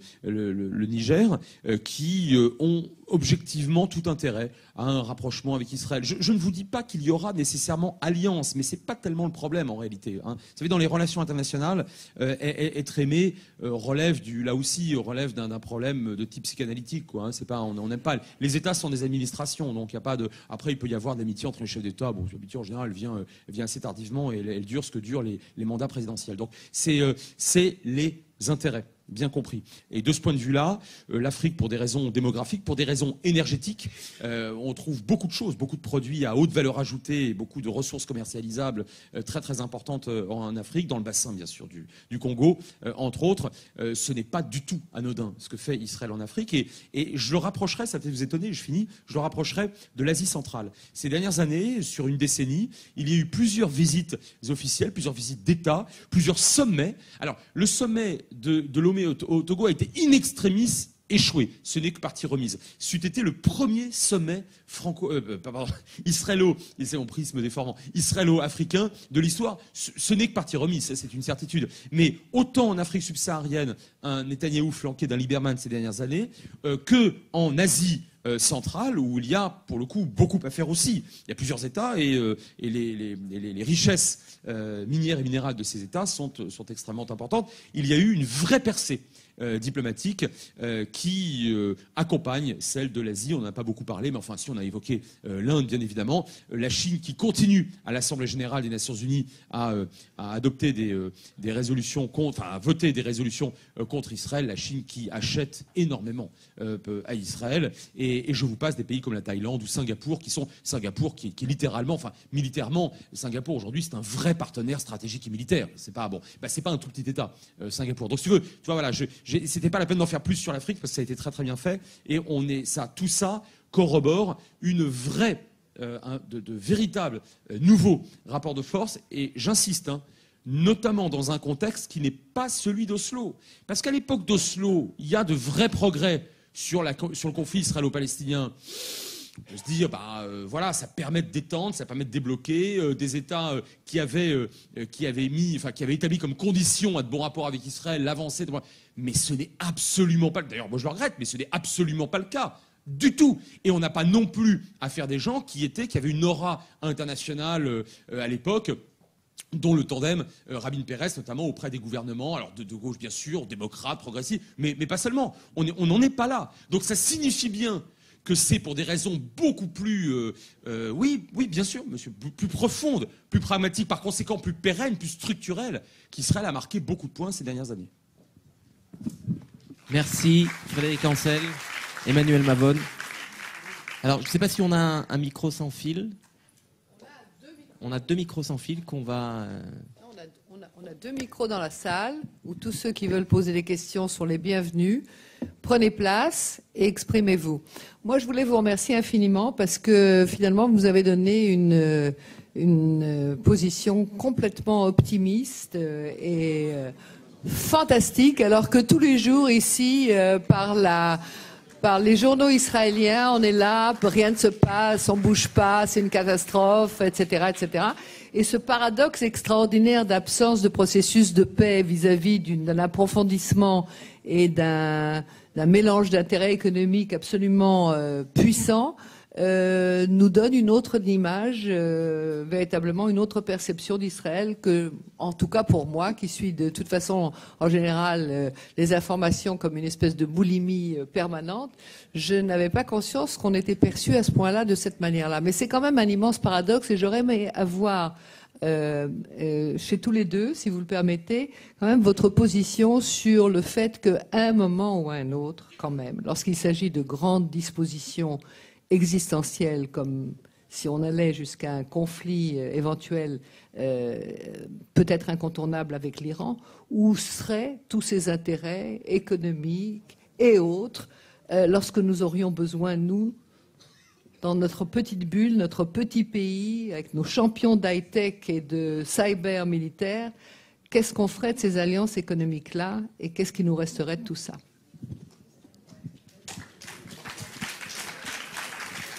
Alors, avant que vous répondiez, je voudrais quand même saluer Sam Pinto, qui est arrivé en retard et que je n'ai pas eu le temps de remercier pour lui dire à quel point il avait aussi un immense rôle dans ce qui s'est passé avec Kalita et M. Naftali Bennett. Alors, merci d'être là.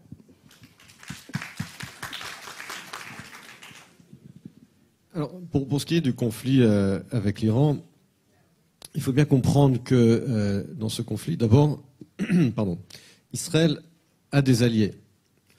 Aujourd'hui, l'administration américaine qui s'est vraiment alignée sur la position israélienne sur la question iranienne, ce qui n'était pas du tout le cas dans l'administration précédente, et puis évidemment les pays sunnites du Golfe et l'Arabie saoudite. Le rêve de l'Arabie saoudite, c'est évidemment qu'Israël fasse le travail pour elle. Parce qu'eux, on voit à quel point ils sont nuls au Yémen. Et donc les Saoudiens, pour eux, ils savent très bien ce qu'ils valent, ou plutôt plus exactement ce qu'ils ne valent pas en termes militaires face aux Iraniens. Je veux dire, on pourrait même dire cyniquement que lorsque MBS a rencontré Poutine au G20 il y a 2 semaines et qui se sont fait high five comme ça. Vous avez vu moi je me suis dit, Poutine a dû lui dire mais on t'a jamais expliqué comment empoisonner un journaliste, espèce d'abruti. C'est-à-dire que MBS n'est même pas capable. Je veux dire, ce qu'il a fait est complètement ahurissant. Donc ça prouve une incompétence. On comprend maintenant pourquoi est-ce qu'ils n'arrivent même pas à gagner au Yémen. Donc le rêve de l'Arabie Saoudite, c'est qu'Israël fasse le boulot pour eux, en particulier contre le Hezbollah au Liban.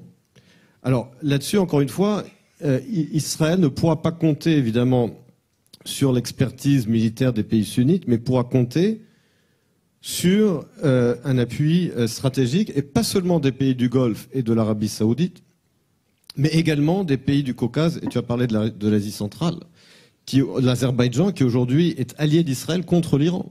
L'Azerbaïdjan est un allié d'Israël contre l'Iran. L'Azerbaïdjan est un pays pour de plusieurs raisons, bien qu'il soit également un pays musulman et chiite, un conflit historique avec l'Iran. Et Israël a aujourd'hui cette alliance avec l'Azerbaïdjan, avec également certaines républiques d'Asie centrale de l'ancienne URSS. Et aujourd'hui, on a le soutien total également des États-Unis.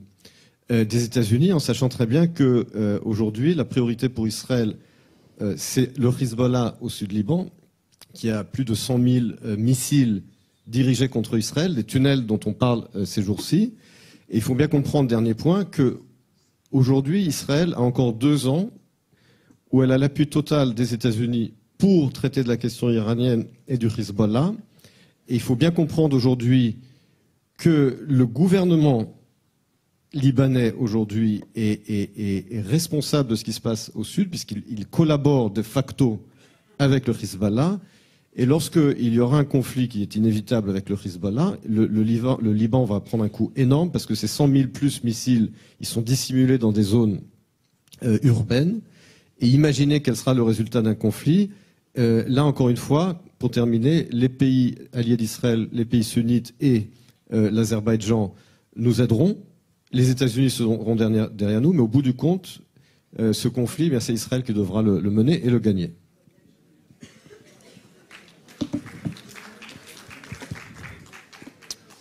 Je ne vais pas être en désaccord avec Emmanuel, mais je vais adopter un point de vue différent. Reverdy, vous savez, il disait qu'il n'y a pas d'amour, il n'y a que des preuves d'amour.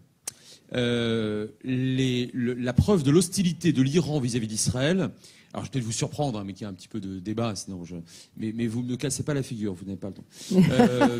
La preuve de l'hostilité, si c'est le nom ou la quantité de drapeaux israéliens brûlés en place publique, avec d'ailleurs un bilan carbone pourri. Il faudrait leur expliquer d'arrêter quand même. Hein. C'est pas... Bon, en Iran, d'accord. Alors de ce point de vue-là, l'Iran est très hostile à Israël. Si c'est le nombre d'incantations et d'insultes publiques à Israël, à sa société, au sionisme, à ses premiers ministres successifs, etc., alors là, c'est un pays en guerre apocalyptique contre Israël.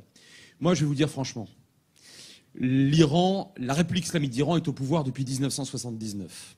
Les capacités balistiques de l'Iran ont toujours été fortes, déjà à l'époque du Shah, mais aujourd'hui infiniment plus. Et bien sûr, je rejoins ce que tu as dit, et a fortiori sur le Hezbollah, sur son allié Hezbollah, qui d'ailleurs l'a créé de toutes pièces en 82 et qui constitue aujourd'hui son outil, son levier sur l'ensemble du Proche-Orient. Le Hezbollah est l'une des forces militaires les plus puissantes du Proche-Orient. Tout cela est exact. À quel moment, sérieusement, je veux dire stratégiquement et non pas tactiquement ou rhétoriquement, à quel moment l'Iran a démontré qu'il était réellement ou qu'il voulait être en guerre avec Israël? Jamais. Alors je vais vous dire, en 2006, quand même des proxys, quand même. En 2006, la guerre avec le Hezbollah, c'est pas moi qui le dis, c'est la commission Vinograd, c'est vous, ce sont les Israéliens qui ont dit à M. Olmert, je parle sous votre contrôle, mais qu'est-ce que vous avez foutu? Je ne dis pas que la légitimité n'existait pas chez les Israéliens de riposter à l'attaque de Zarid qui avait eu lieu de la part du Hezbollah. De cette manière-là, je ne sais pas. Vinograd n'est pas d'accord avec ça. Et il est israélien. Donc moi, je suis le rapport très sévère de la commission vis-à-vis d'Olmert à l'époque. Ce qui est sûr, c'est que hormis ce conflit aux origines, on va dire, ambigu, le Hezbollah existe depuis 82. À quel moment il a démontré qu'il était réellement plus en guerre contre Israël qu'en faveur d'Assad? Ses armes et ses compétences et ses soldats, ces dernières années, ils ont servi à quoi? Ils ont servi à tenir à bout de bras Assad. Ils n'ont pas servi à tenter, entre guillemets, je dis entre guillemets parce que ces gens-là sont des fanatiques, mais ce ne sont pas des imbéciles. Ils l'ont démontré d'ailleurs. Fanatiques mais pas imbéciles. Et ce n'est pas toujours exclusif. Et ils peuvent parler de la libération d'Al-Quds, de Jérusalem, toute la journée, tant qu'ils veulent. Est-ce que concrètement, ils le démontrent? Oui, j'ai d'autres questions. Avec les tunnels. Alors, les tunnels, bien sûr. Les tunnels, ils existent. Est-ce que, à ce jour, les tunnels ont été, d'abord, vous avez subi ou connu un nombre, une quantité de tunnels aussi important que ce que le Hezbollah aurait pu faire depuis 82. Enfin, certainement pas. Est-ce que ces tunnels ont déjà été massivement utilisés? Certainement pas. Je ne suis pas en train de vous dire que le Hezbollah est un ami d'Israël et favorable au sionisme jabotinskien. Ce n'est pas ce que je suis en train de vous dire. Je suis en train de vous dire qu'entre la posture, d'une part, mais ce qui n'exclut pas la dangerosité d'un mouvement, mais entre sa posture et l'effectivité de ce qu'il raconte, il y a parfois un gouffre. Et je continue à poser mes questions rapidement. Lorsque le Hamas frappe Israël et qu'Israël riposte, par conséquent, lorsqu'il y a conflit entre le Hamas et Israël, à quel moment le Hezbollah intervient? Jamais. Alors évidemment, vous allez me dire, bah oui, mais chiites, sunnites, d'ailleurs en Sahel, tu vois, c'est ce que tu as dit tout à l'heure, chiites, sunnites. D'accord. Maintenant, dernière question, c'est promis. Ces dernières années, et tu l'as bien rappelé tout à l'heure, Israël a frappé durement à plusieurs reprises par voie d'artillerie, surtout par voie aérienne, des éléments, enfin des objectifs militaires iraniens, chiites, en Syrie. À quel moment le Hezbollah a réagi? Et la dernière question, à quel moment l'Iran a frappé directement Israël lorsque cette guerre de 2006 a eu lieu, ce qui a causé des dégâts très importants en Israël et des dégâts extraordinairement importants au Liban chez le Hezbollah. Je ne suis pas en train de vous dire que ce sont des gens gentils. Je suis en train de vous dire que le rapport de force dont je vous parlais tout à l'heure, il est pris en compte. Il est pris en compte par ces gens-là. S'il n'était pas pris en compte par ces gens-là, alors la guerre aurait déjà eu lieu. Et non seulement elle aurait eu lieu, mais l'Iran aurait déjà frappé très durement Israël. C'est la raison pour laquelle je ne suis pas optimiste, je suis réaliste. Parce que ce que je vous dis, ce sont des réalités. Ce sont des réalités seulement, extrêmement factuelles. Je ne vous dis pas qu'il n'y aura pas. Mais tant que le rapport de force, je serais plus... Alors là, pour le coup, de ce point de vue-là, je serais un tout petit peu moins optimiste. Je ne suis pas certain qu'en cas, Dieu ne plaise, de conflits de haute intensité, entre, par exemple, l'Iran et ses alliés, notamment du Hezbollah, et Israël, je ne suis pas certain qu'Israël pourrait... Oui, les États-Unis, pour l'instant, oui, bien sûr, c'est déjà énorme. Mais je ne suis pas certain qu'Israël pourrait bénéficier en tout cas de l'activisme militaire, je vais te dire franchement, les Azerbaïdjanais, je les connais pas très bien, mais je suis pas certain que ce soit des très très grands. Enfin bon, sur le plan militaire, ils ont pas démontré qu'ils savaient faire au service. C'est uniquement pour avoir des bases là-bas, des bases aériennes. Une base peut-être. Aujourd'hui, le soutien américain, en tout cas sur ces questions-là, vraisemblablement oui, mais je conclus cette fois-ci, c'est promis, en vous disant qu'à mon avis, mais je ne suis pas, vous savez, l'historien, lui, sait qui a gagné la bataille. On me demande de raconter ce qui se passera plus tard, je n'en sais rien. Mais aujourd'hui, le schéma de rapport de force d'une part, d'Israël militaire face à ses adversaires. D'autre part, le rapport qui existe entre la guerre civile qui existe au sein du monde musulman, tu l'as bien rappelé, Azerbaïdjan, Iran, nationaliste, islamique, ne me pousse pas à croire, comme d'ailleurs ça n'a jamais été le cas depuis 1979, ça c'est un fait, qu'il y aura de la part de l'Iran une prise de risque, c'est même pas une prise de risque, c'est une fuite en avant vers la destruction totale ou partielle du pays. On a affaire à des gens fanatiques, on n'a pas affaire à des imbéciles. Alors, je veux juste quand même réagir sur 3 points. D'abord, l'Iran, effectivement, la dissuasion d'Israël agit face à l'Iran, évidemment. On a une force de dissuasion et les Iraniens comprennent notre force de dissuasion. Où est-ce qu'ils agissent? Ils agissent, par exemple, l'attentat de Buenos Aires en 1994. Ils ont des attaques ciblées contre des cibles israéliennes et ou juives à travers le monde. Mais, il est important 3 choses. D'abord, les tunnels. Oui, les tunnels, c'est un acte de guerre et c'est un changement, c'est une nouveauté. C'est une nouveauté. Ça veut dire que le Hezbollah a augmenté, je dirais, son activisme contre Israël. Parce que les tunnels, c'est déjà entré en territoire israélien. Pourquoi maintenant? Parce que la guerre en Syrie, ils l'ont gagnée. Jusqu'à présent, ils étaient en train de se battre en Syrie. Maintenant, ils sont rentrés au Liban. Et justement parce que Israël a réussi à éliminer les bases militaires iraniennes en Syrie, où est-ce qu'ils construisent des usines d'armement iraniennes au Liban, dans des zones urbaines peuplées. Et évidemment, dernier point, pourquoi est-ce que l'Iran aujourd'hui, comme tu le dis, fait quand même attention? Oui, ils font attention. Pourquoi ils font attention? Parce qu'ils n'ont pas encore l'arme nucléaire. C'est pour ça qu'ils veulent l'arme nucléaire. Parce qu'ils veulent justement inverser la tendance de dissuasion vis-à-vis d'Israël. Et c'est bien cela qu'il faut comprendre. C'est-à-dire pourquoi est-ce que les Iraniens font tout pour arriver à la dissuasion nucléaire? C'est justement pour ne plus avoir à être freinés face à Israël dans ce jeu de dissuasion qui aujourd'hui effectivement fonctionne en dépit de cette... Il y a quand même une montée de cran avec les tunnels. Comme je l'ai dit, fin de la guerre en Syrie. Eh bien, c'est justement pour la raison pour laquelle il faut absolument empêcher la nucléarisation de l'Iran. Merci pour cette réponse. Merci. Bon, il y a quelqu'un qui voulait poser une question? Allez-y. Monsieur Silberberg. Allez-y. Juif, oui. 21 ans en Israël et je maîtrise encore un peu le français. En fait, je voudrais faire suite à la réflexion de monsieur Navon sur les tunnels. Parce que souvent, les conflits se déclenchent par des incidents. Là, on est plus qu'un incident. La question le déclenchement risque d'être, une fois qu'on a dit que le nombre de tunnels découverts est déjà à 4 et devient éventuellement encore plus important, et que nous voulons éliminer ces tunnels, on ne peut pas se contenter de mettre un bouchon du côté israélien. Donc, est-ce que l'élimination des tunnels ne va pas être le déclenchement, en fait, d'un conflit sévère avec le Hezbollah, proxy de l'Iran? Ces tunnels sont un acte de guerre. Et que Israël, dans un acte de guerre, est en situation aujourd'hui de légitime défense. Et même en termes de droit international aujourd'hui, serait justifié à déclencher une guerre contre le Liban en représailles à ces tunnels. Je parle uniquement de droit international. Parce que le gouvernement libanais, par exemple, aujourd'hui, ne peut pas prétendre être impuissant face au Hezbollah. Le Hezbollah c'est un État dans l'État, mais qui fait partie du gouvernement. Et nous avons des preuves que le gouvernement libanais, à commencer par le président, collabore avec le Hezbollah. Est-ce que ça aura un écho aux Nations Unies si on défend une thèse de ce genre? Alors, justement, aux Nations Unies, là-dessus, aujourd'hui, D'abord, aux Nations Unies, on parle uniquement du Conseil de sécurité, puisque l'Assemblée générale, comme vous le savez, on s'en fout complètement. Heureusement. C'est uniquement le Conseil de sécurité. Au Conseil de sécurité, aujourd'hui, on a le soutien total des États-Unis sur la question chiite, dont libanaise, au Moyen-Orient. Et aujourd'hui, encore une fois, en termes de droit à la légitime défense, article 51 de la Charte des Nations Unies, Israël serait dans son droit si elle déclenchait une troisième guerre du Liban.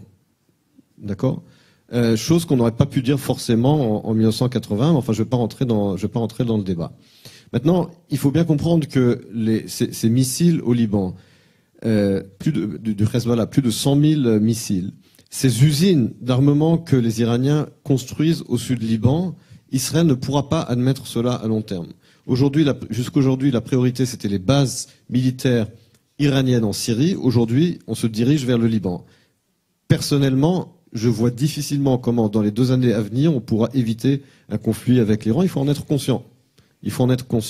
Israël, aujourd'hui, est beaucoup mieux préparé, évidemment, qu'en 2006, aussi bien en termes militaires qu'en termes de soutien international, en particulier du côté des États-Unis. Mais encore une fois, je vois difficilement comment on pourrait laisser se développer cette situation avec une puissance militaire de missiles sans précédent. C'est-à-dire que le Hezbollah a plus de missiles que n'importe quel État dans la région, voire dans le monde.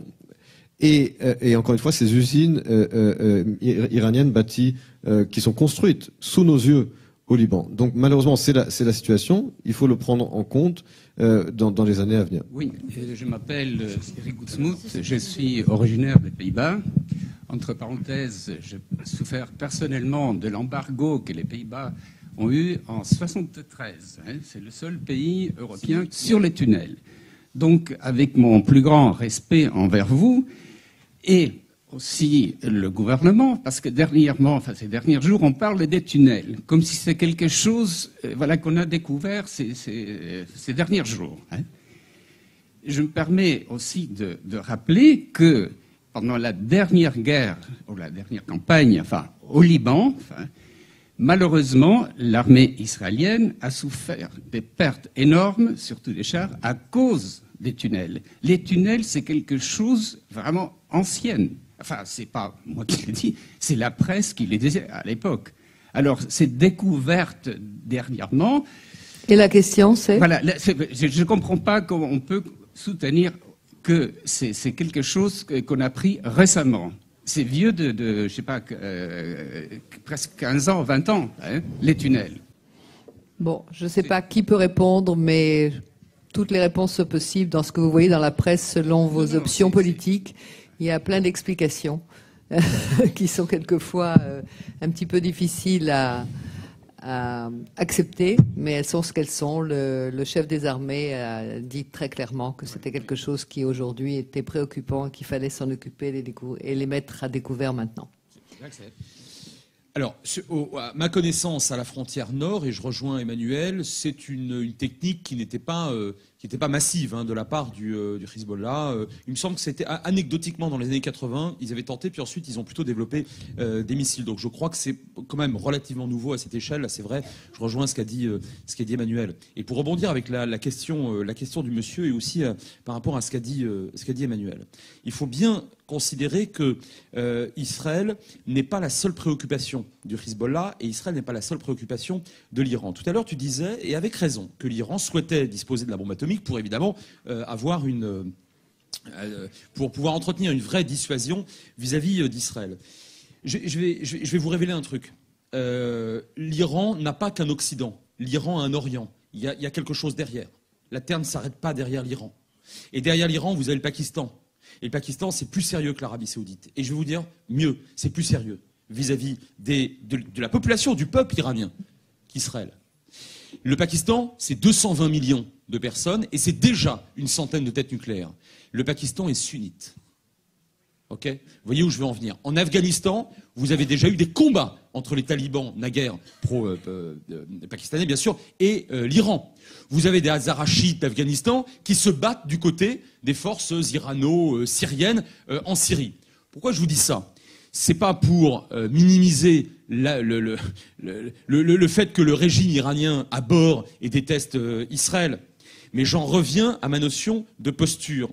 Les Iraniens, le pouvoir, le régime iranien a fondamentalement besoin de s'essuyer les pieds sur un paillasson qu'il juge utile, mais qui l'est de moins en moins pour les raisons qu'on a vues tout à l'heure, parce qu'il souhaite fédérer derrière lui la plus grande partie du monde musulman possible, face notamment à l'Arabie Saoudite. Alors quoi de mieux que de parler à des opinions publiques musulmanes qui, pour certaines, sont extrêmement travaillées par l'islamisme radical. Bon, ça, je vous apprends rien. Et c'est de pire en pire dans un certain nombre de pays, comme le Pakistan, par exemple, d'accord ? Et de fédérer l'ensemble des chiites contre Israël. Ça ne veut pas dire, entendez-moi bien, ça ne veut pas dire que si Israël était moins dissuasif, l'Iran ne l'attaquerait pas. Mais il se trouve qu'Israël est très dissuasif et que derrière, l'Iran entretient, et là, y compris avec la population, un véritable danger. La population iranienne, je ne la connais pas très bien, mais la population iranienne, rien n'indique, je parle de la population, celle qui survivra à cette république islamique. Je ne sais pas dans combien de temps, mais il y a bien un moment où elle chutera. Alors les Iraniens, je ne sais pas ce qu'ils feront à ce moment-là, mais ce qui est sûr, c'est qu'ils n'entretiennent aucune interaction particulière, et notamment pas négative, avec le judaïsme, avec le sionisme, avec Israël. La vérité, c'est qu'ils s'en foutent complètement. En revanche, ils ne se foutent pas des voisins arabes, bédouins qu'ils méprisent copieusement, et ils ne se fichent absolument pas du monde pakistanais qui, objectivement, militairement, est excessivement dangereux. Ça, c'est un point important. Le Hezbollah, lui, a toujours détesté au dernier degré Israël. Ces gens, d'ailleurs, à certains égards, sont peut-être même plus fanatiques encore que le régime iranien par captation identitaire. Mais il y a aussi, de part et d'autre, d'ailleurs, en Iran et au Hezbollah, il y a aussi des nécessités politiques internes. Le Hezbollah a été créé en 82. Officiellement pour lutter contre ce qu'ils appelaient l'occupation israélienne. Il faut être extrêmement sérieux. Les chiites du Liban, comme d'ailleurs beaucoup de chiites dans le monde musulman de façon générale, ont toujours été très méprisés, au mieux. Au pire, ils étaient spoliés, voire massacrés. Et au Liban, c'est certain au sud du Liban, où la population chiite était délaissée et extrêmement pauvre, vous savez, ces chiites qui, pour certains, étaient dans l'ALS, vous savez, l'armée du Liban Sud alliée d'Israël. Non, je dis ça, je dis rien, hein. Bien. Donc, les chiites, ils ont été retournés, malheureusement, en tout cas pour une partie très importante, très très massive d'entre eux, là, évidemment, je te rejoins tout à fait, et de manière dangereuse par Téhéran, avec point focal et nodal Israël. Très bien. Mais, si vous préférez, le Hezbollah est un mouvement qui, et c'est terrible parce que c'est souvent le cas pour les fanatiques, fait du social. Là où l'État libanais, dominé par les sunnites et les chrétiens, a toujours abandonné les chiites, qu'est-ce qui se passe? Les fanatiques rentrent, et puis évidemment ils font du social avec l'argent iranien. Et ils en profitent pour tenser et pour attaquer accessoirement, je dis bien accessoirement, j'assume mon adverbe, Israël. Je conclus en vous disant que tout cela est dangereux. Tout cela est dangereux. C'est la raison pour laquelle il y a eu des pressions israéliennes sur un certain nombre de pays, notamment en Europe, qui d'ailleurs pour certaines ont fonctionné. Dans le fait de trouver un accord le 14 juillet 2015, qui était peut-être, il vaut ce qu'il vaut, qui était peut-être pas assez sévère vis-à-vis de l'Iran, là-dessus, je suis assez mitigé. Enfin, en tout cas, avec un accord qui, en principe, pour au moins 10 ans, entravait l'accession du nucléaire à l'Iran. Et aujourd'hui, l'administration américaine, là, pour le coup, ça n'aura échappé vraiment à personne, est encore plus sévère de ce point de vue-là. Et les Israéliens plaisantent absolument pas. Ils ont raison. Et lorsque tu disais que c'est un acte de guerre, là-dessus, je suis absolument formel. Emmanuel a raison. J'ai bien sûr jamais dit autre chose, entendez-moi bien. C'est un acte de guerre. Et le Hezbollah teste systématiquement Israël, comme les Iraniens ont testé Israël en s'approchant du Golan petit à petit, et lorsqu'ils ont subi des pertes qui étaient qui étaient rédhibitoires, beaucoup trop coûteuses par rapport à ce que politiquement ou militairement ça pouvait leur apporter de s'approcher du plateau du Golan, finalement, lâchés par les Russes, ils ont arrêté. Et je pense que les Israéliens vont vraisemblablement, dans les prochaines années, faire comprendre au Hezbollah que, vous savez, il y a toujours des lignes rouges, et que la frontière israélienne, et notamment, y compris dans ses sous-sols, est une véritable ligne rouge, comme ils ont fait comprendre à la Syrie pendant des décennies que l'espace aérien libanais était une ligne rouge. Et bien à l'époque, les Syriens l'avaient très bien compris également, et avaient globalement respecté cette ligne rouge. Merci Frédéric Merci, Ansel. on va prendre deux questions. Alors, on est un peu happé par l'actualité anxiogène, c'est normal, mais on essaye aussi de revenir aux fondamentaux et aux questions qu'on a évoquées, qu'on n'a pas eu le temps d'évoquer, par exemple, voilà, qu'on n'a pas évoqué avec nos intervenants. On va prendre quand même ces deux questions et puis on va essayer de conclure après. Allez-y. D'un côté, la Turquie aspire à reconstituer le califat ottoman. D'un autre côté, l'Iran ambitionne la constitution d'un arc chiite, Irak, Syrie, Liban. Peut-on envisager dans le futur un conflit entre la Turquie et l'Iran du fait de ces ambitions rivales? Les ennemis de mes ennemis pourraient peut-être être mes amis. Qui est-ce qui a écrit ça? Quel est celui d'entre vous qui a écrit ça?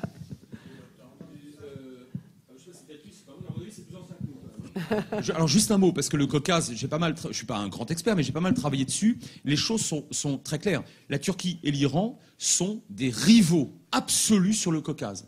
La Turquie est militairement alliée de l'Azerbaïdjan, qu'on évoquait tout à l'heure, turcophone, bien qu'elle soit chiite, l'Azerbaïdjan soit chiite et la Turquie bien sûr est sunnite, mais là en l'occurrence ça ne joue pas, cette variable explicative ne joue pas, face à un axe Iran-Arménie. D'ailleurs, Iran-Arménie-Russie, sur cette. Donc là, si vous voulez, par rapport au cas, aux côtés ou parallèlement au cas syrien, on a affaire à une Russie et une Turquie qui sont littéralement opposées. Il y a une armée russe entière qui stationne en Arménie.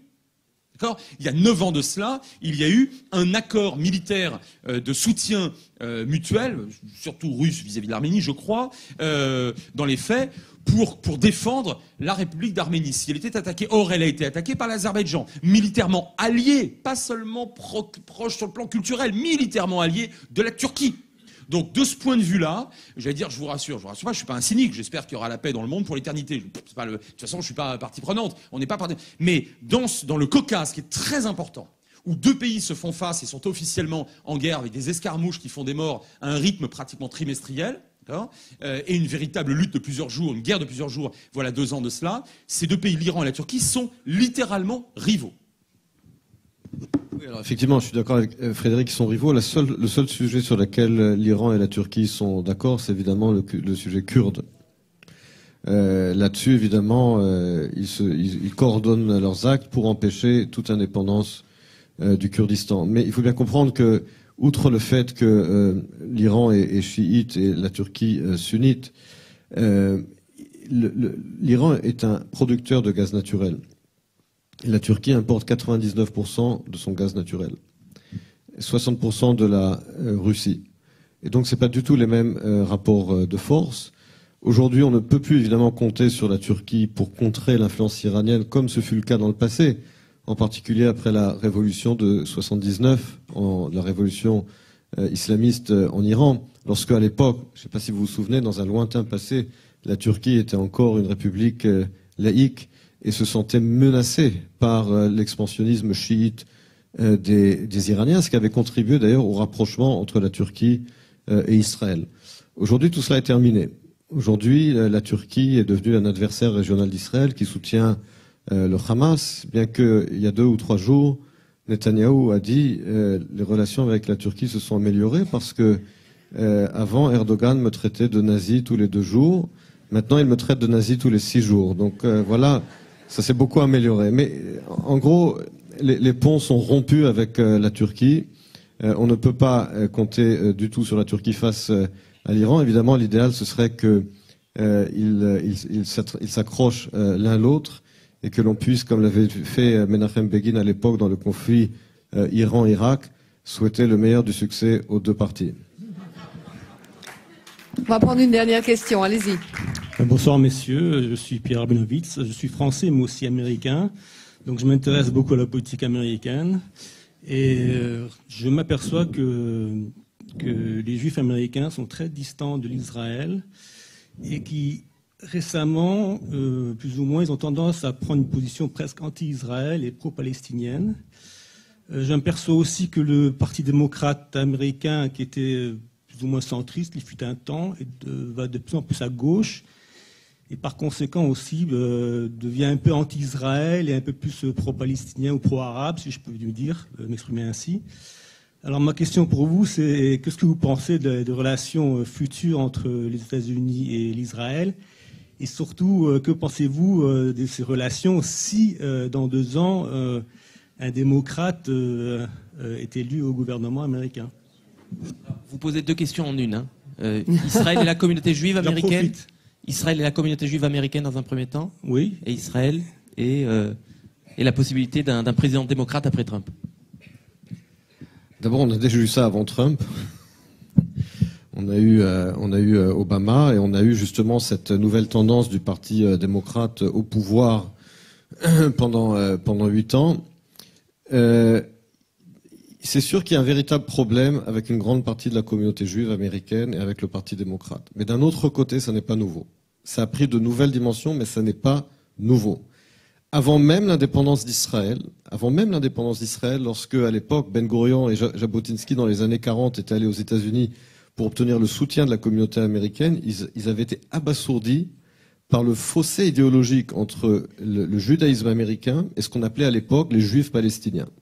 Où en fait, le leadership juif américain nous disait, écoutez, arrivez à un accord avec Hadj Amin al-Husseini, faites une fédération entre vous et tout ira bien. Donc ils étaient complètement déconnectés de la réalité. Cette déconnexion de la réalité, elle n'est pas nouvelle.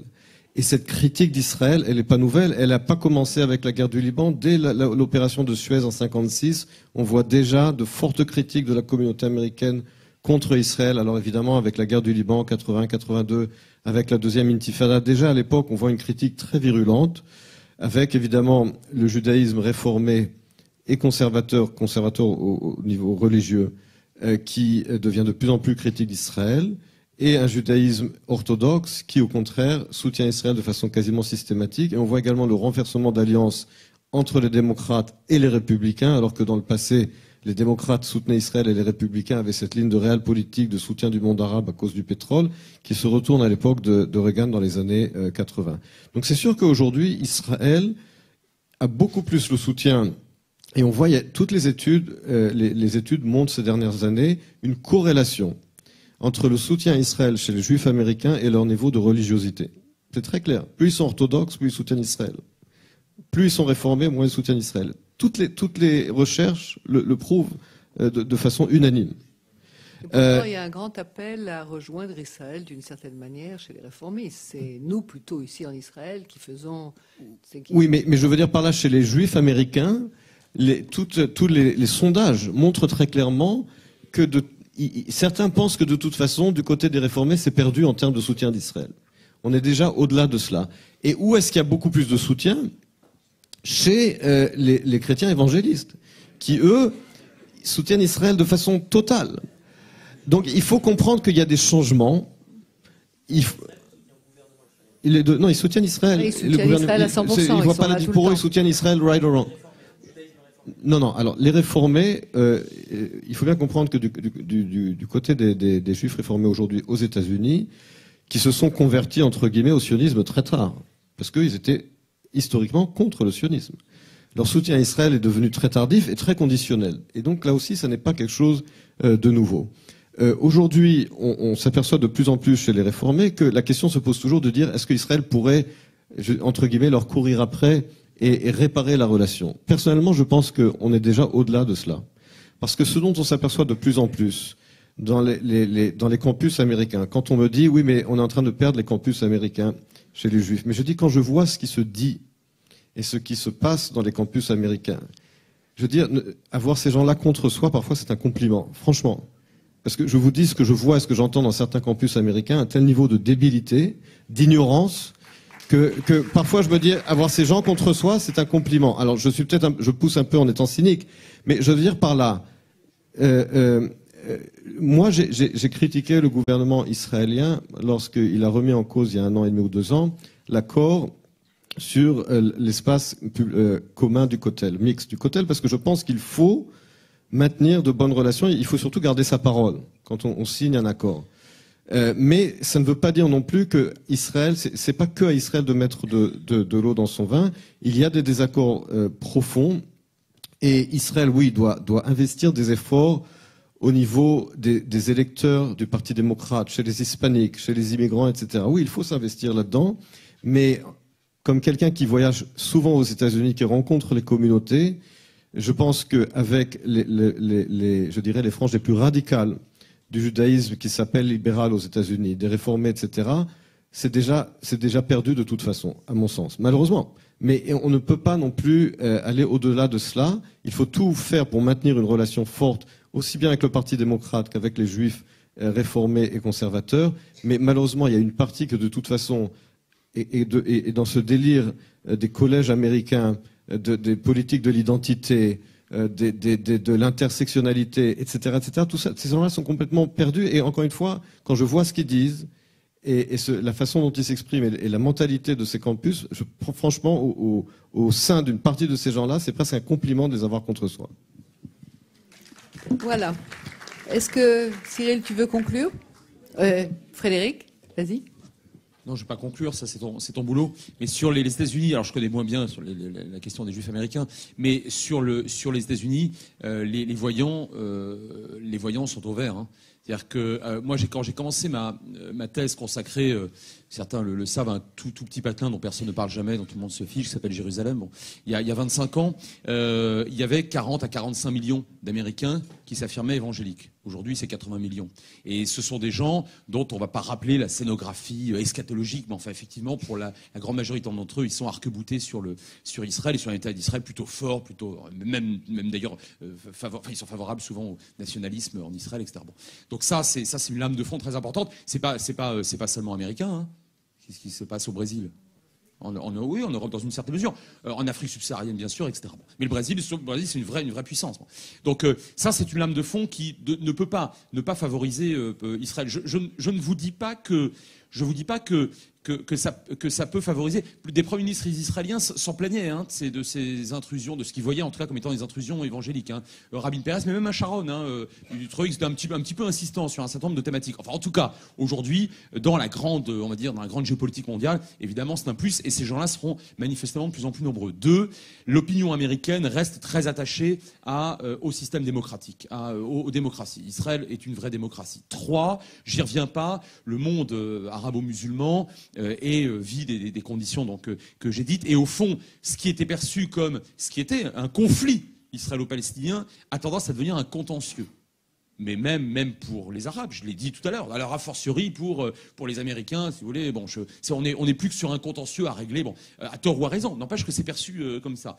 4, il y a la notion d'Israël comme rempart. Alors rempart, c'est parfois un rempart un peu fourre-tout pour les Américains, n'empêche que c'est un rempart notamment à l'islamisme radical et ou au terrorisme, et les deux sont évidemment liés ces dernières années, et donc une grande partie de l'opinion américaine voit cela de cette manière-là aussi.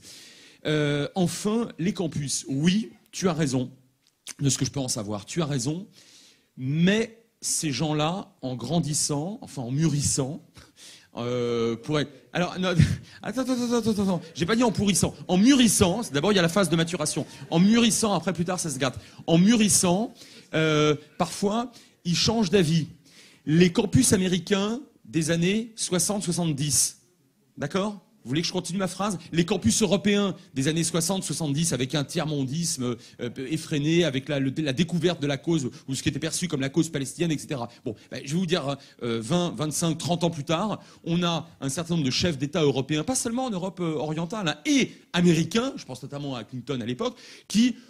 visiblement, ont un petit peu changé d'avis quand même. Et puis ces gens-là vont avoir des enfants. Les enfants, ils suivent pas aveuglément forcément ce que disent les parents. Donc oui, pour l'instant, tu as raison. Il y a une vraie préoccupation à avoir pour Israël de ce point de vue-là. Mais je pense que la tendance lourde, elle est quand même véritablement... Et vous avez remarqué que je n'ai pas évoqué la mémoire de la Shoah. Aux États-Unis, c'est encore quelque chose de fort. Récemment, un copain géopolitologue me disait, il faut quand même que les Israéliens se méfient parce que en Inde et en Chine, on s'en fiche complètement, on ne sait pas de quoi. Donc, et je lui rétorquais, oui, mais non, mais bien sûr, mais les Indiens, ce qu'ils achètent, c'est des avions, c'est pas le problème de la Shoah ou pas. Et donc, Israël intéresse très concrètement. Pour les États-Unis, et dernier point, high-tech, cerise là aussi peut-être technologique sur le gâteau, l'une des raisons pour lesquelles Barack Obama n'a pas mis, ce qui était d'ailleurs même pas des menaces en réalité. Il exerçait des pressions non assorties de menaces. Alors, des pressions non assorties de menaces sur Israël, bon, donc on n'était pas chez Eisenhower quand même, faut pas exagérer. En tout cas, s'il n'a pas poussé plus loin les pressions, à mon sens, l'une des variables explicatives, c'est que sur le plan de l'industrie militaire, les deux pays sont tellement liés aujourd'hui, et sur un certain nombre de produits extrêmement concrets. Je pense notamment aux moteurs de certains chasseurs bombardiers comme les F-16.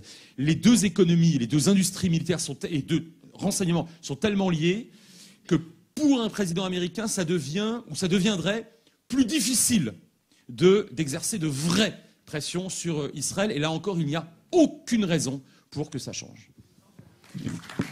Merci Voilà. messieurs. Vas-y.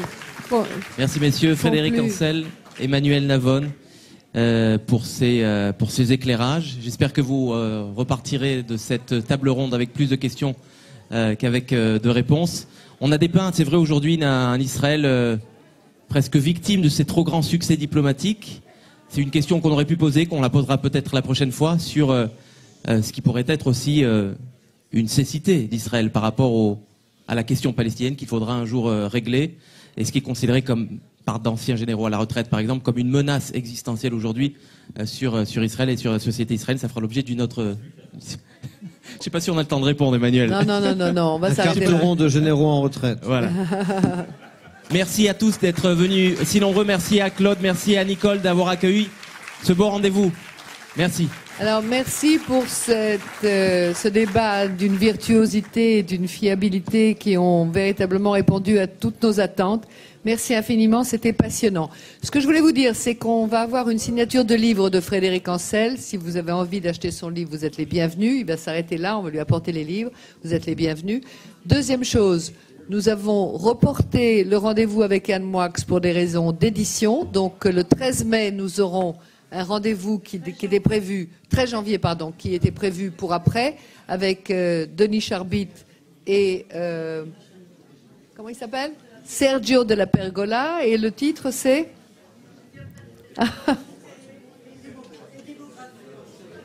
Identité et démographie. Alors voilà, je vous souhaite une très très bonne soirée, une bonne fin d'année, tous nos vœux pour l'année prochaine, 2019. J'espère une année de paix et de bonheur pour tous. Bonsoir. Bonsoir.